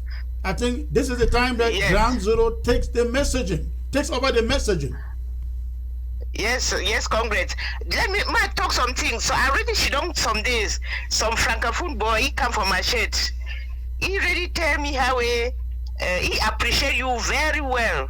He say if all the other leaders they will follow your footstep, this thing will take up to 1 year. You condemn the other leader, then say you don't see and say that the other leader they chop money. Say if they follow your footstep, this war will end. So he be ready to talk. So I just pretend like I know they listen, but I want me tell me talk all the way. They tell me all. You congratulate you very well. That must be a good francophone. Yes. Where was that? In Bamenda? So, no, in Bamenda food market. Oh, that's interesting. Why they tell them somebody shot Yes. all right. Well, thank you very much. Thank you for the call. You guys remain safe. Oh, All right. Hello. Hello. Yeah, Comrade Chris. Hello. Good evening, sir. Calling from is it Denmark or Norway? Yes. This is a very boy Didi. Let me start first by appreciating the great interview you had with our retired ambassador Tibor. That was so wonderful. Thank you. I would say the questions you asked him were so educative, and those are the kind of questions that I don't know if. Let me be a little bit sarcastic here. if some of our coconut head leader can even follow in between the line to what he was trying to say there, if they can follow in between the line, I think this argument will lead to rest. One thing I would like to appreciate is that you have given a prescription to the callers that is a thought-through prescription, that they are not a foot soldier in this revolution. Yeah. By telling the leaders, if you think that you're going to sit there and use us as a food money or whatever, we are vomiting you because you are not wanting us to go anywhere. Because like you said, there's no leader that can survive without the people.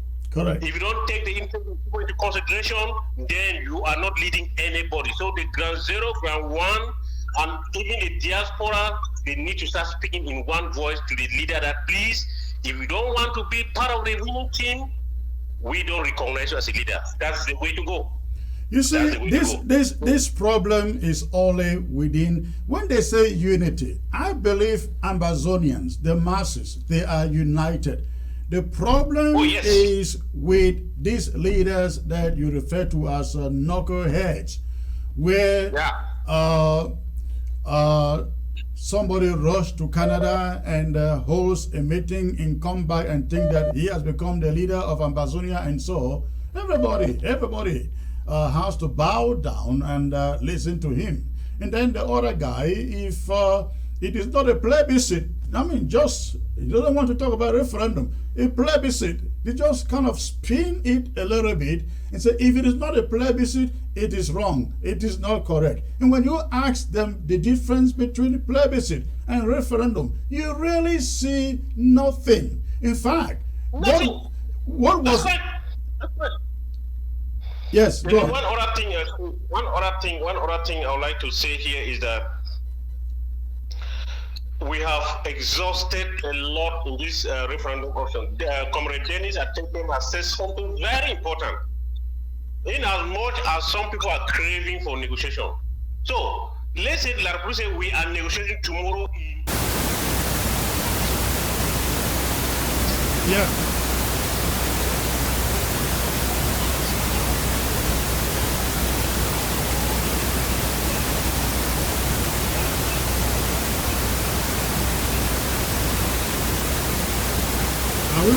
We're not going there to negotiate boundaries, right?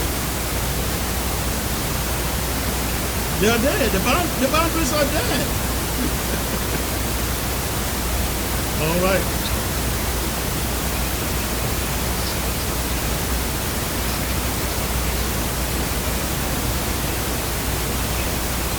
No, but listen.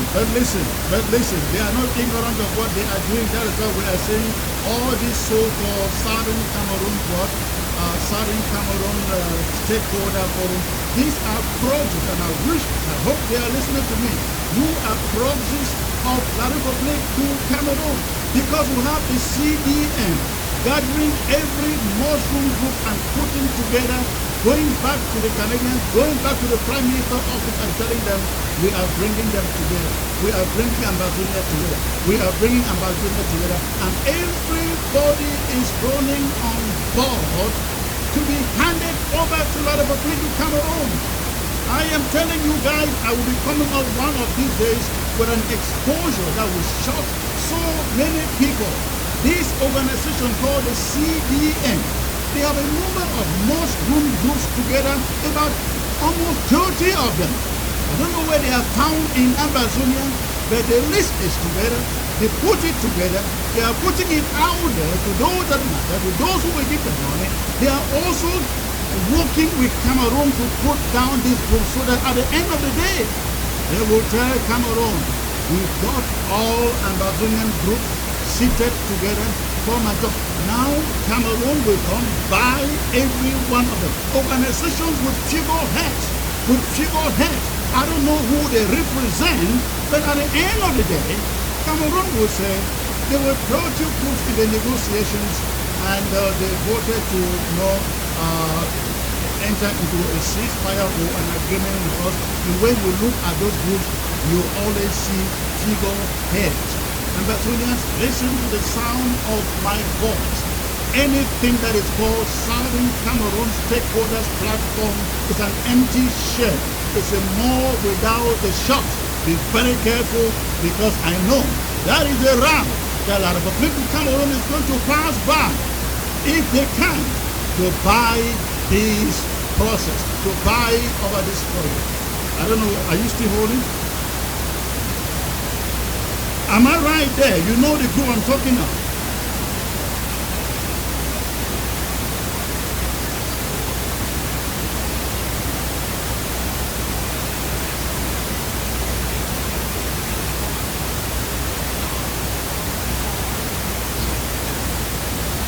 Right.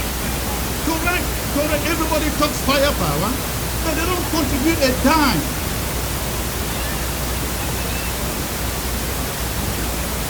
Thank you, sir. Have a good night. All right. The phone line is open. Go ahead and call. Hello. Oh, I love that caller. Go ahead and call, please. The phone line is open. Amazonians, you have to be aware of this thing called the CDN. The CDN out there. Let's go to the callers here. Hello. Hello. Hello. Hello. Hello, sir.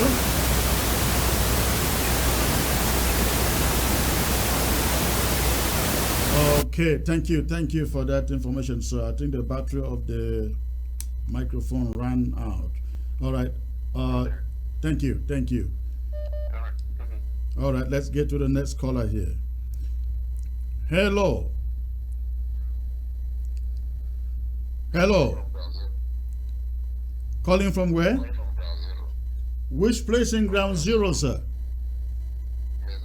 Mezam. Okay. What is in your mind? Yes, go on.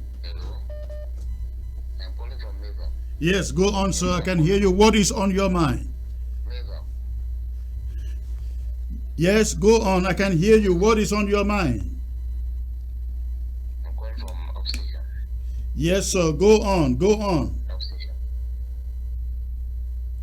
Yes, I really appreciate what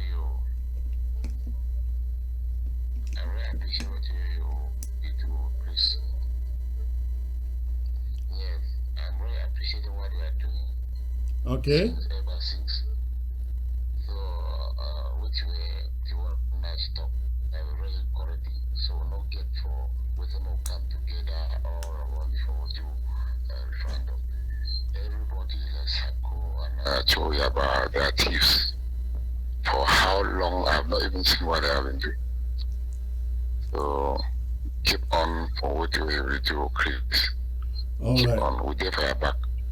Thank you. With the support, we did it support everybody. Talk me everybody support referendum. Yes. All right. Thank you, sir. Thank you for the call. So you will be very fine with the support with the fire back. All right, thank you. God bless. Oh, we there back. All right. I have 5 more minutes before I call it a day. Go ahead and call. Hello. So many all that people they made it go, not even listen to them. Okay, we hear you, sir. Thank you for the call. Hello. Hello, comrade. Hello, good evening, Yes, sir. Where are you calling from? We're from Meme. Okay, thank you guys in Meme for the wonderful job last Saturday. What is on your mind, sir? It was wonderful, but Kumba 3 is still a problem. Okay. So, yes. So why I'm calling is to explain to you that we have had enough information regarding this. We have had a lot of information concerning this referendum idea, and it's a lovely idea.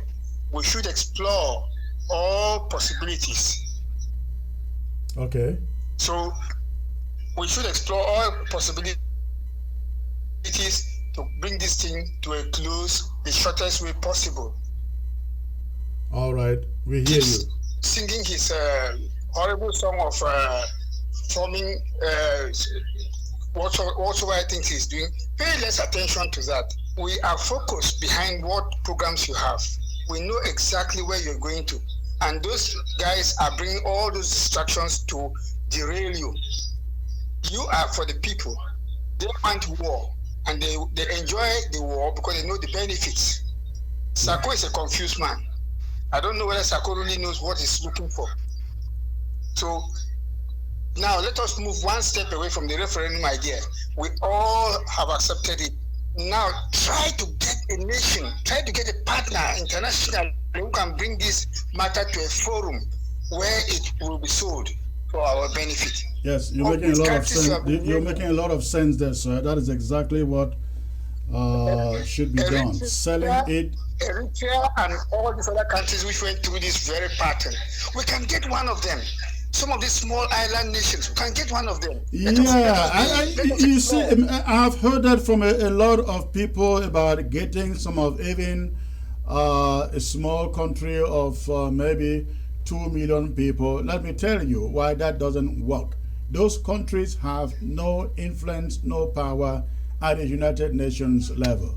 You want to have a power that matter, maybe Russia, maybe China, maybe the French, maybe the Americans, maybe the British.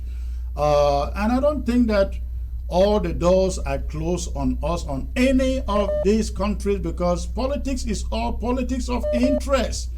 The Chinese wouldn't mind doing business with us if they know that we are going to become an independent Amazonia. They will dump the French overnight. So when people say, oh, the French are at the UN, the Chinese are at the UN, the Russians are there, the British are there, you will have no breakthrough. I say no. That is not the way international politics is done. If we were still living in the days of rook leaders like the Fidel Castro in Cuba, the Gaddafis in Libya, well, we can just walk over to them and say, we need your help. And they give us arms. Oh, that would be a great idea. But nowadays, you don't have rook countries as in those days. So we will go the route of the United Nations, talking to the people, the powers that matter, and getting maybe the countries that matter that can take our case. For example, look at big countries like Germany, like Canada, like, these are powers that matter. That is the way to go. That is why it is a little bit more difficult. Thank you for the call. Just one more point. Okay. Comrade, just one more point. Yeah. Now, I like your analysis, and it's extremely beneficial. But we should put on another pressure. We cannot, I agree with you 100%, we cannot defeat LRC militarily. But in a revolution, our intention is not to win the war. Our intention is to cause as much trouble as to bring Very the other correct. man. Very correct. So now, let's increase the pressure militarily around using our boys. All right. Thank you, sir. Thank you for the call. Okay. Hello. Hello, Secretary Chris. Hello, good evening, sir. Where are you calling from, please? I'm calling from Bamenda, Tanka, precisely. Tanka. Where is Tanka? Is that around after going towards Ntarakon Park? My 8. Exactly. Okay, yeah, I thought so. Secretary Chris, in fact, my name is Emmanuel. Okay. I just want to, there is something I want to discourage. This idea of people calling and referring to others as thieves and so on, I just want that they should refrain from and go straight to the point. Well, when people call like you call, I have no control over what they're going to say until they say it, right? Yeah, but it was better you discourage it, Secretary Chris. In fact, we are serious. No, I will not. I will not kidding. discourage it. I will allow people to express their minds exactly the way they feel. We cannot scuttle people's opinion.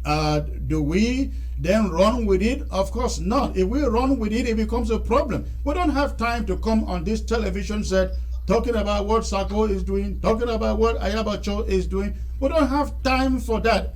Though they do that 90% of the time they are alive. In fact, they have no news item to cover except Chris Anu. I guess that is what people watch for them. But we will not waste that time doing that. However, we will not scuttle people's opinion when they have it to express. That is why we allow them to say what they want to say, how they want to say it too.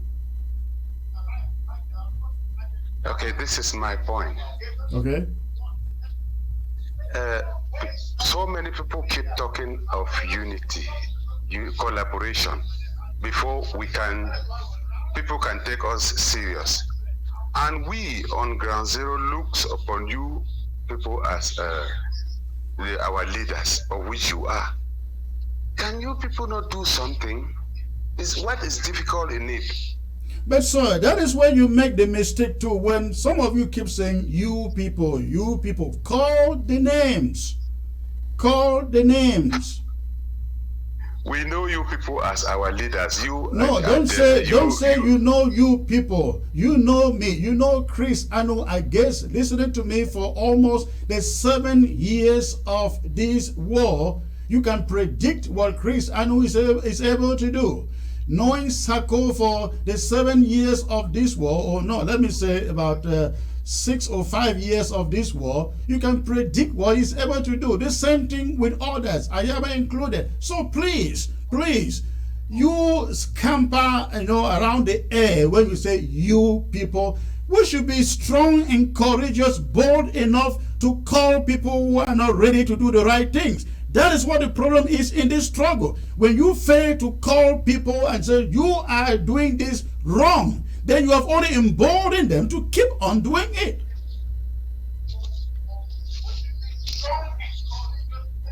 If I do something wrong, call me out on it. I'm ready to give you the platform. That's why I bring everybody on this platform, because we want to listen to everybody. We're not trying to protect anything here. As a matter of fact, I have said, you know what? I have maybe about 2.5 years to hand over to somebody to leave. Just imagine if everybody was trying to do that, there will be no issues in this struggle today. Okay, if I were to call names, I would call Sako, Secretary Chris. I'm hearing you. And Ayabache Lucas. The three of you, if there was a possibility whereby you people can speak with one voice, at least Tibor Nagy has been hammering on that. But let me tell you the problem. Hold on there, and I think this will benefit every listener. Where you say Ayabacho and Sako, comrade. If we are trying to build a country that respects institutions and respect the law, when leaders are removed, stop calling them leaders. I will say it today, I will say it tomorrow, I will say it any day. Sako is no leader in this struggle. He was removed. So I guess people are trying to say, Chris, I know when 2.5 years are over, don't go anywhere, just move about. Create your own interim government and stay in there, and you remain our leader. Is this what we are promoting? Is this what we are promoting? Ayabacho, he is killing our people everywhere in Momo, getting them to pay 10,000 francs, 20,000 francs on a Monday basis. And you are not able to call him to order. He doesn't listen. How can you work with people like this? What do you do if you were in my place?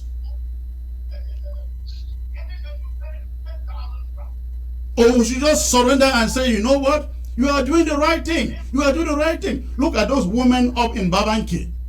So we should sit here and just compromise with people when they pick up dozens of women in Baraki, their mothers, and they threaten to kill them, and we should sit here and say, yes, he's a good leader. He's doing the right thing. We cannot do that. That's why it's difficult sometimes to get these people to work. And even when you get them to work, I have done it, I have tried it again and again, and have meetings with them. They just walk away and do exactly the same thing. So, comrade, I understand where you're coming from. We all want that unity. But sometimes it is difficult to work with people who just doesn't see anything wrong in what they do. I understand, Chris. Thank you very much. I understand. It's really, I really sympathize. Some of us are really confused on the ground.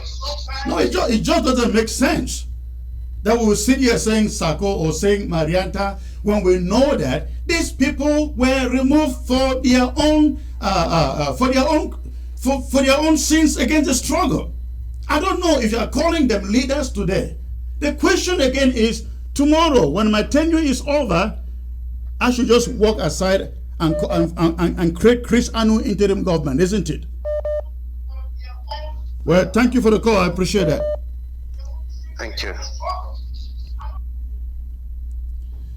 Hello.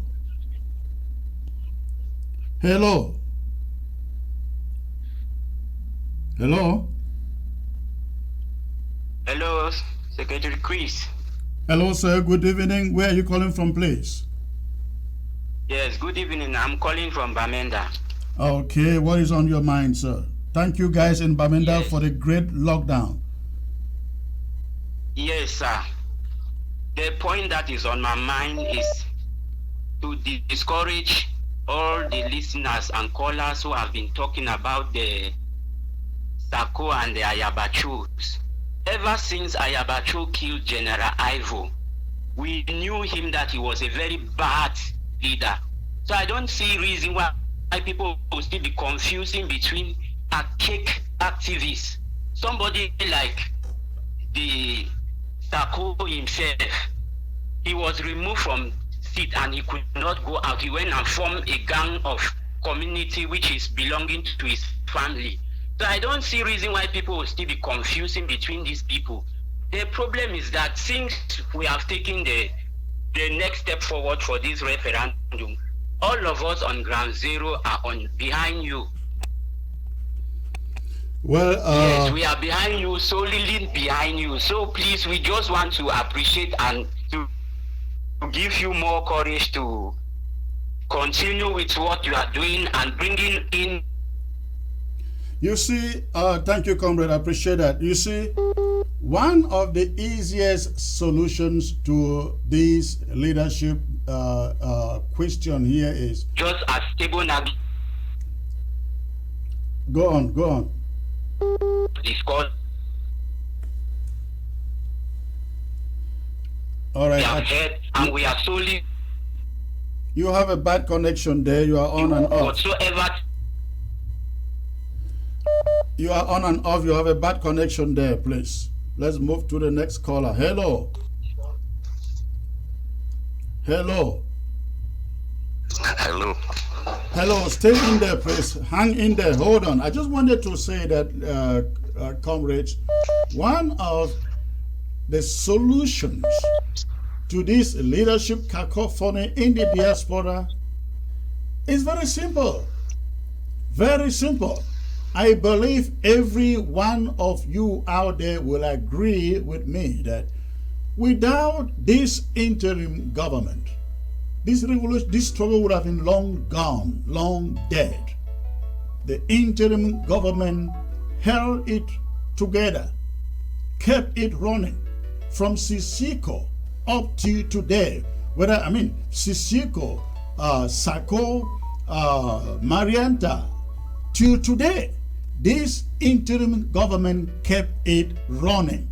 Nobody, I believe, can dispute this out there. And so, if you were to say, you know what, the interim government has proven they can run this struggle if they have the resources, and focus your resources in taking care of the interim government to take care of ground zero, all these guys will run underground. They will run underground the next day. Well, all right. That's what we should be doing.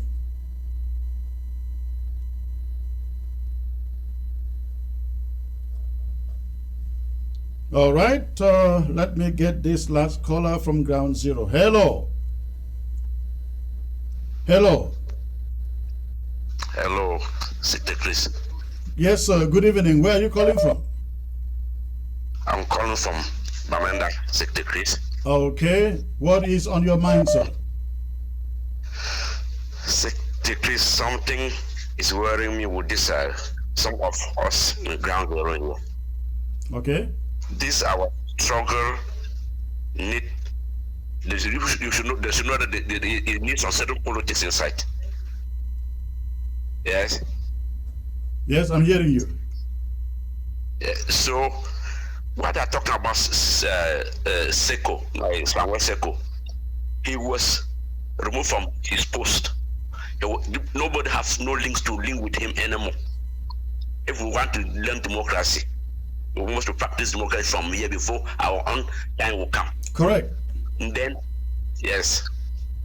Then how can we be dealing with Seko, with that group, when he was removed from his post? We should know something first. Nobody have no link to communicate with a particular person. We come see some of our fighters somewhere, but they are fighting on the ground zero. Say, have been leaded. This is Samuel Seko, he was our leader. Maranta is our leader. Those are not our leaders. We should know like that. We should learn we start to learn we start to practice democracy before our time come. Thank you. That is exactly what I am talking about. This cacophony in leadership will not be there. If Ambazonians just recognize that Sisiko was picked up and locked up, he was the first person to divide us. I will say this anyway. He was the first person to divide us. He went to jail, and we said to him, Sisiko, stay in jail and remain the symbolic leader of the struggle. And don't try to run the government from prison. He said no, and before we knew it, we were up at the United Nations having a rally petitioning the United Nations to recognize our case. It was on that day we were in New York. Sisiko announced a government from jail. And then we brought in Sako. Sako squandered funds and was not able to manage millions of dollars put in his hands. When he is called to it, he refused to stand elections, and he says, oh, I thought the Constitution did not talk about elections. I thought I was supposed to be here, Tibor. Whereas that would have been the third time for him to be voted. They removed him. They removed him. He walked aside and did what? Formed his own interim government. Marianta came in, we thought this should be an angel. She did just the same thing. Yes. And some people are out there trying to let us know that. So please, I want to do the best that I can do here. And after 3 years, I hand it to somebody. I need us to set the example that this should be the kind of Ambazonia that we want, where leaders take over and lead. No matter how good they do, they are ready to hand over and give it to somebody else to try. We can stay in the background and help that person. All right. Finish your thoughts, sir. No. Yes, you know what is happening, what caused those Bafoot boys to become armed robbers, and the tanker boys around us here to even all the Amba boys around become armed robbers. The Samuel Seko, they donate their money. They donate money and tell him to send money to those boys. He confiscated that money. And those boys went at the bush that wanted. Right. How can the boys live? People don't even know what is taking place here. Before the Babu boys becomes armed robbers, kidnapping people, the cause is from Samuel Seko and his group. People don't know. I know everything that I'm talking. Are you based in Bafu? So, no, I'm based. I'm moving up and down. I'm everywhere. I'm northwest. I'm in Bamenda. I'm moving up and down if the southwest. All right. Thank you, comrade. Thank you for the call. Let me get to the other calls. Thank you. Thank you. Have a nice day. Thank you, sir. Yes. So be very careful the way people are holding these things.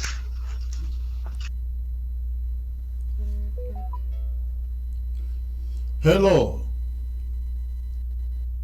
Yes, let me turn down my volume. All right. Yes, thank you, Comrade Chris. I listened to a number of things that I said, and I think there's one thing I may like to add more to. You are there for a mandate of 3 years, and you can choose to run again, but for you to serve, I'm not running again. Well, let that time come. I am very sure I'm not running again. Well, when that time comes, you make the. I know it's tedious, especially with the frustrations that this brings in with these persons running left and right, the Sacolites and the Marianta and the rest of it, running everywhere, calling themselves. By the time the 3 years are over, they would have been irrelevant. I'm not worried about that. Yeah, yes, and to me they're irrelevant. But when you hear people call from ground zero expressing a concern about them, it means it's bothering that they are not leaders. So just take it. Okay, you are the leader now. You have room to be leader after your 3 years if the people choose you to be the leader again. That's just what I'm trying to say. So you can run for 2 terms. I think that's what our constitution, or some people don't want to hear the word constitution and now we don't have a country. Let them call it bylaws or whatever they want to call them. But our rules show that you have a term of office of 3 years, and after that you can have another term if you want. So I would like people to understand that this person speaking here, Comrade Chris, has the option to run again after his mandate is over. Nobody should say, "Oh no, he has said this, he has said that." Yeah, he's going to be there for 3 years. He's been there for 2 years already. I think he has 1 more year or so. I hope I'm not wrong, but he can choose to run again. If he chooses to run again, and the people accept him and they vote for him, he will be the leader again for 3 more years. Comrade, I don't have to choose to run. What I'm trying to say is that. How about we say, hey, let's look among us. Let's look among us and pick somebody else who can come in and try his own best. I don't have to run again. Though I can run. I get your point. Though I can run. My opinion about this is that 3 years is maybe short. 3 years is short, but if that's what the people want, well, but at least I'm just telling you what I understand the constitution says, or the No, I agree with you. I'm talking from the personal perspective, though. Okay. The other thing I would like to say is there are many people who come up and say money was put up and none was sent to the fighters. Yeah, a lot of money was embezzled under SACO. There's no doubt about it. I can tell you about the minimum.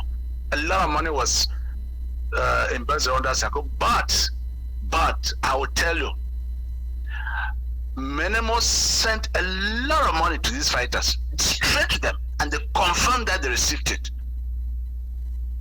They did far less, maybe 10% of the money was used as required. The rest of it was squandered. So I don't want to place the blame completely, or the full blame, or all the blame elsewhere. Those fighters, some of them carry the blame, and they may now say wherever they are and say, okay, there was so much money and they didn't send us money. No, in Menemo, a lot of money was sent to those boys. I can tell you that. A lot of money was sent to them. Today in Menemo, it doesn't appear like we have a single fighter still left there after they squandered all the money. I'm aware of it. Yes. The people from Menemo who are now in other LGAs, the various groups there, but most of them are under the interim government. But I will tell them, it is not always accurate to say the government embezzled all the money. No, the government of SACO embezzled a lot of money, a huge amount of money, including my treatment and all that. Yes, but in Menemo, I will tell you specifically in Menemo, I was there and I know what I'm talking about. A lot of money was sent straight to those boys. and they confirmed receipt of the money. It's not like, okay, we send the money and it's appeared into Abbey or into the Atlantic Ocean or anything like that. It went to them. They confirmed receipt. We sent it in various ways, through various means. They confirmed receipt, and they did just the wrong thing. So people should stop saying, "Oh, the boys were left without food, without that." They received a lot of the money. Thank you. No, thank you. Thank you. I appreciate it. Thank you. Hello, Dr. Ngwambe. Yes, Comrade Chris, Mr. President. Good afternoon. How are you? Good afternoon, sir. You've been trying hard to get across to the. Yes, I have. You know, that was an excellent interview that you did with Ambassador Tibor Nagy. The kind of questions you asked showed that you have actually made the attempts to do some of the reading yourself so that you can ask intelligent questions, which is unlike we've seen other people who have interviewed Ambassador Tibor Nagy, where they don't even know what they're talking about and they're making themselves look stupid in front of that gentleman. So thank you for doing the research and asking, you know, great follow-up questions, Mr. President. Thank you. Thank you, sir. I appreciate that. So the reason why I'm calling to do an additional follow-up to what my brother from Minimo was talking about, you know, yes, we do have issues with the way Dr. Sako managed the decisions and all those types of things, right? But at the county and LGA level, the resources that did not go well there, it's not Dr. Sako's fault. A lot of it had to do with the guys in Ground Zero. Where we have an issue with Dr. Sako is his nonchalant management style at the federal level, which lost funds that the counties and LGAs gave to him in his supervision for him to make certain acquisitions with, and then he never paid attention to make sure those things were done properly. When you asked for a status update on them, he blew you off, and all those kinds of funny things. That's where money was lost at federal level projects. But at the level of the county, no.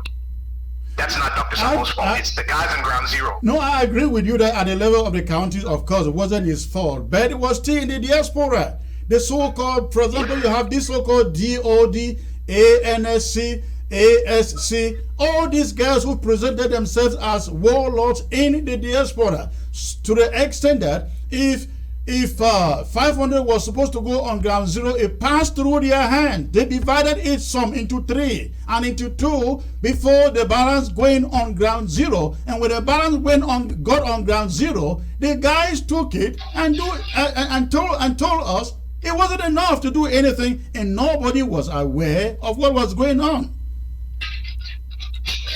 So, yeah, I mean, that's the issue. That's essentially the crux of the issue that is there. I want to talk about this issue of a coalition or uniting that we've heard Ambassador Tibor Nagy talk about so much, and we hear our people talk about. Comrade Chris, you actually put out a very excellent paper that defines your own suggestion, right? Not a fixed in stone suggestion, but a suggestion of what collaboration would look like between the various organizations that are conducting this liberation struggle. You talked about alternating the leadership position, identifying certain things that we can agree upon and funding those type of things.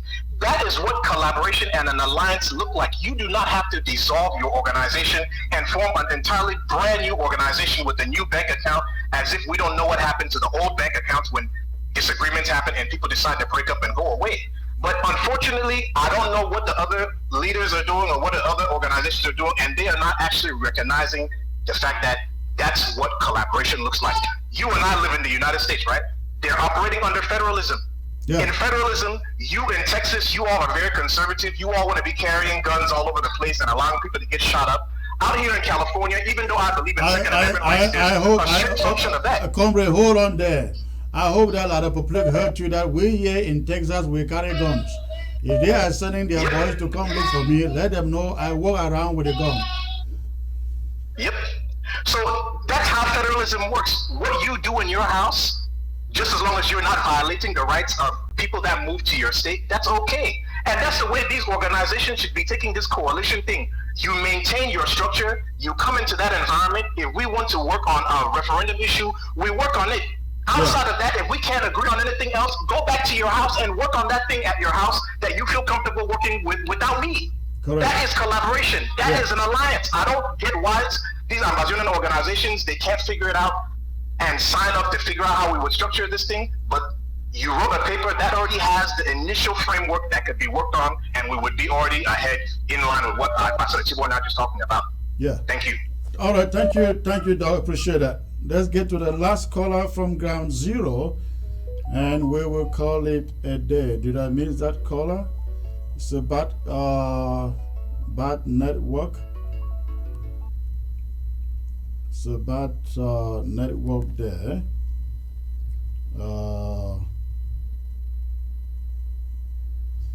All right, so I guess that was the last caller there.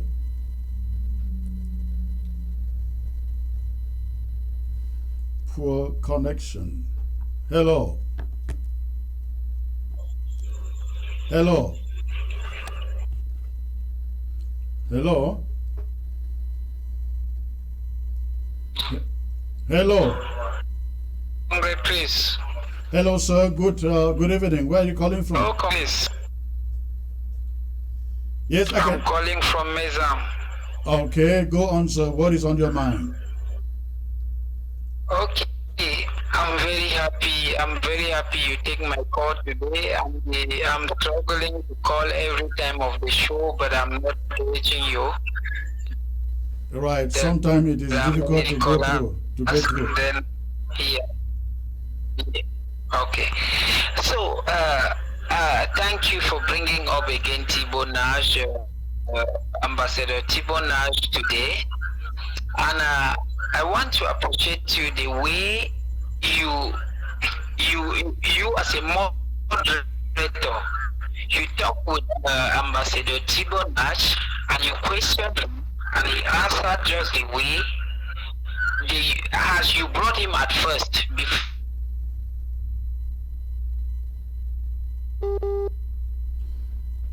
Your connection. Him in a good way. He was questioning, the man was just like a drug pusher you are questioning in the quarter. So the man even get angry there. And you have one of your panelists. The other day I saw them having a show in Ayabacho's TV station in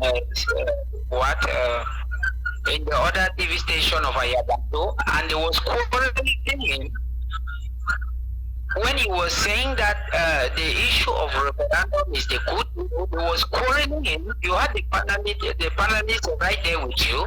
He will recognize what I'm talking about. He was quarreling him as if it was issue of wars. So the way you brought up these things, Congress, these things are very okay. They are indeed okay. You should not just go ahead and proceed on your things. Allow Tako or Ayabacho is my brother from Mancon. All those people. Well, look, I'll pass him a message here. Keep on doing what you are doing. We are on ground here and we know what you are doing. I will not call you a king, but we know what you are doing. Keep on and doing the bad work you are doing with the ATF in the ground. So let Sako, we don't even put Sako as irrelevant. We don't even put him as something again. We don't even recognize Sako as anything. Mr. Chris, you are taking up, you take the interim government given to you by the Restoration Council, the original Restoration Council. And now we don't know any president again like Sako or Marianta or everything. So don't think and further with your procedure. Going to those people up and down. When Dr. Ngwambe was just now, Dr. Ngwambe is my born brother. He's living in that side. We know all those things sitting down here. Nobody can challenge us or tell us what to do. The referendum is the only system to escape from that oppressor. And go take the right way that we will not take even 4 to 5 years and we will have our standard. We don't have any means to stay for 50 years. Let that man that want us to stay for 50 years take a Kalashnikov and come down in the floor here and fight down here. If you can resist. All right. How can you permit? So I wanted just to brief this issue, just these short issues. The way you still take Ambassador Tibor today, we are very happy because you are the one that first presented him to Ambazonian on your platform. And people started taking him up, in and out, and just questioning him as he's a child. So all the who is to question Ambassador Tibor in such a manner. All right, thank you, sir. Thank you. I appreciate that. You have a good night. Thank you. So we allowed you, because your show is over already, we just allowed you for today. Thank you, sir. I appreciate that. You have a good night. All right, let me look at a few messages here and see what people who cannot call can say. Here on Ground Zero, those who are supporting our people who are who are less educated, I guess you want to say, and were motion of support writers to King Bia. Those who are supporting Sako, okay, that's what he writes from Ground Zero there. Mr. Anu, the 3-year term is very little for you, sir. Thanks. Well, I hear you, sir. That is what it is meant to be. Who is this? I see there are audio messages. Good work, sir. More grace. I have been following you since from day one in this struggle, and you are a strong man. So keep on and watching live from Bali. Okay, thank you, sir. God bless. Please don't call my name. We have never heard La République du Cameroon say anything about referendum on their TV stations. How will you convince them to accept it? That's a very good question. All right, but it's not time to discuss that on TV. But thank you. Okay, who else is here? Great job on referendum proposition. Tibor Nagy on the money. Onward we march with the big arrow. Okay, sir, thank you. 237. Hello, my comrade. Good evening, sir. Thank you once more for bringing Comrade Tibor Nagy. God has given us our country, but there are some Ambazonians who still want us to stay in La République. Yes, comrade, the whole of last week was wonderful. For the first time, the boys in Big Babanki also hide La République du Cameroon, but there is one thing that the boys in Big Babanki are forcing old mothers and fathers to tax up to 10,000 francs for men and for 5,000 francs for women. So please, sir, you and your team, please try and see how to handle the situation, please. Or else Ayabacho will kill the struggle, because I know you must have contacted them. Thank my comrade. I'm just reading verbatim here. This is somebody writing from Ground Zero, I guess from Bamenda. All right. And somebody writes, this is a long one. I can't read it. It's very long. And hello. Hello, comrade. Good afternoon. Good afternoon, sir. Are you calling from Maryland? Yes. All right. I had closed the calls, but since I was reading the messages, I decided to take yours. What is on your mind? Mind, sir? For the referendum, yes, I'm okay with it. It's a good idea, but the thing is, most of us, we are very, very skeptical if the process doesn't work in our favor. What am I saying here? No, I get your point. Yes. Yes, we have La République. They have the system in Cameroon. We are not there. We in diaspora. We are not going to be there to motivate our people and to tell our people what to do. And to get La République outside of Southern Cameroon, so that we can have this referendum peacefully and with the transparent results. How are we going to achieve that atmosphere to have this thing done peacefully and transparent? Yeah, those are questions that are baffling so many Ambazonians now, and some of us are skeptical. We don't know what to say. we can accept the referendum. La Republic goes and play the game that they usually play, and the results come out in their favor. Well, comrade, let me explain this to you a little bit. I have researched all the referenda that has taken place, like in Sudan, in Eritrea, in Namibia, in East Timor, in Kosovo, in Western Sahara, and so on and so forth. Now, in all of these places, the people call for it and organize it with the intervention or supervision of the United Nations. The host country or the major country that where the conflict was taking place did not participate. Ethiopia, for example, had nothing to do with Eritrea's referendum. Sudan had nothing to do with a referendum in South Sudan. South Africa had nothing to do with a referendum in Namibia. Indonesia had nothing to do with a referendum in East Timor. You can go on and on and on and on.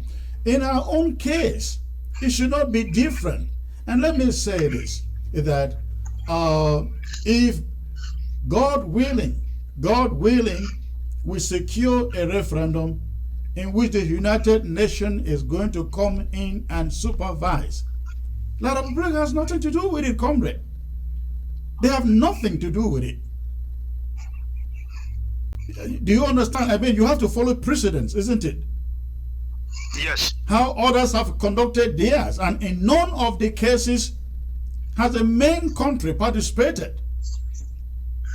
And the least vote I have seen, I think it was that of Kosovo, where the result was 55.5%.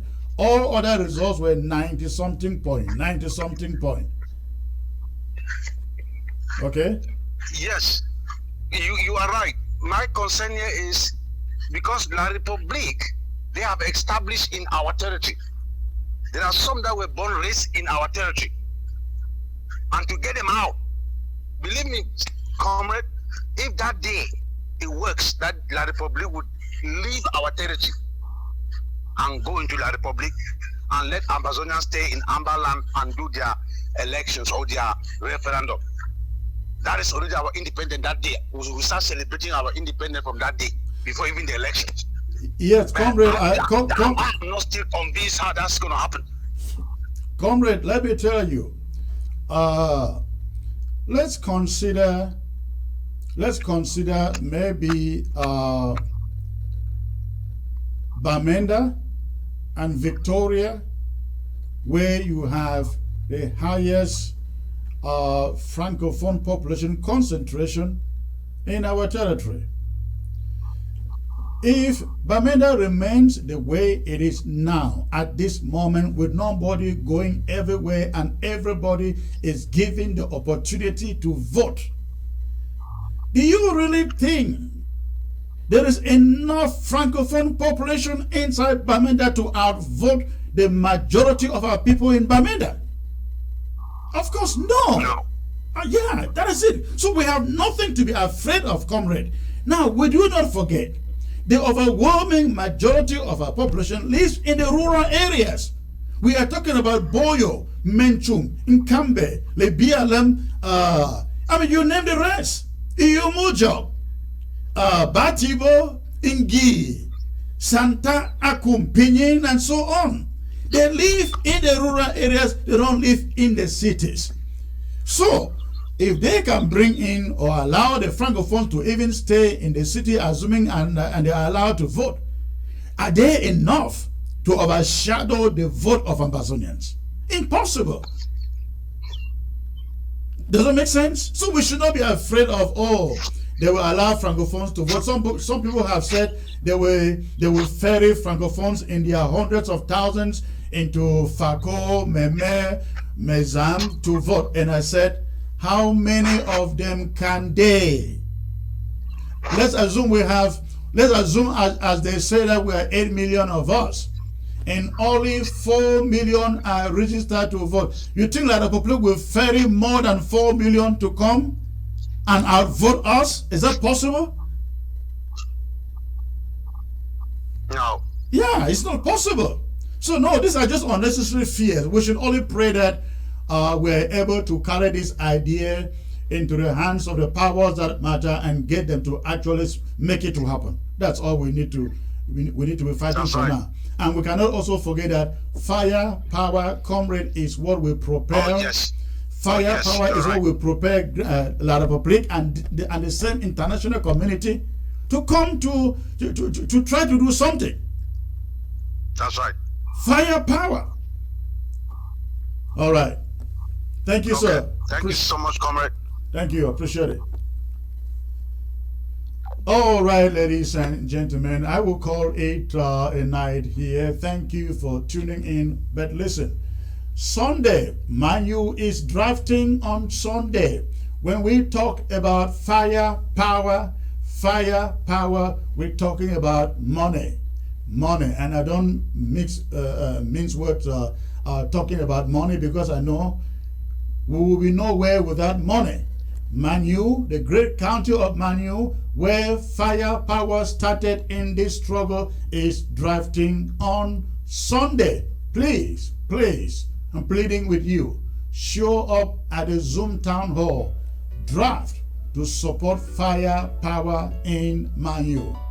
Again, that is coming up on Sunday, yes. And then on Wednesday, I shall also be having a very special guest, a lady who runs a mediation, an international mediation group. He will be here on set to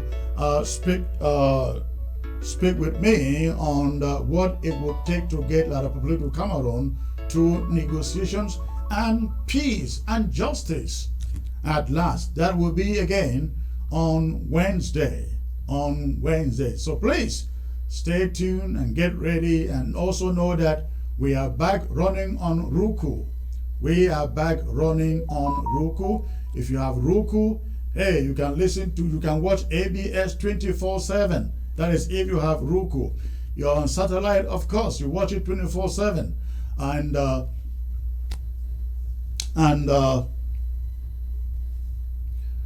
we are also trying to revamp our Facebook page. We're having lots and lots of problems on this Facebook page. But whatever the case, we're going to get there. Things will be all right. Thank you for tuning in. Good night. God bless you all.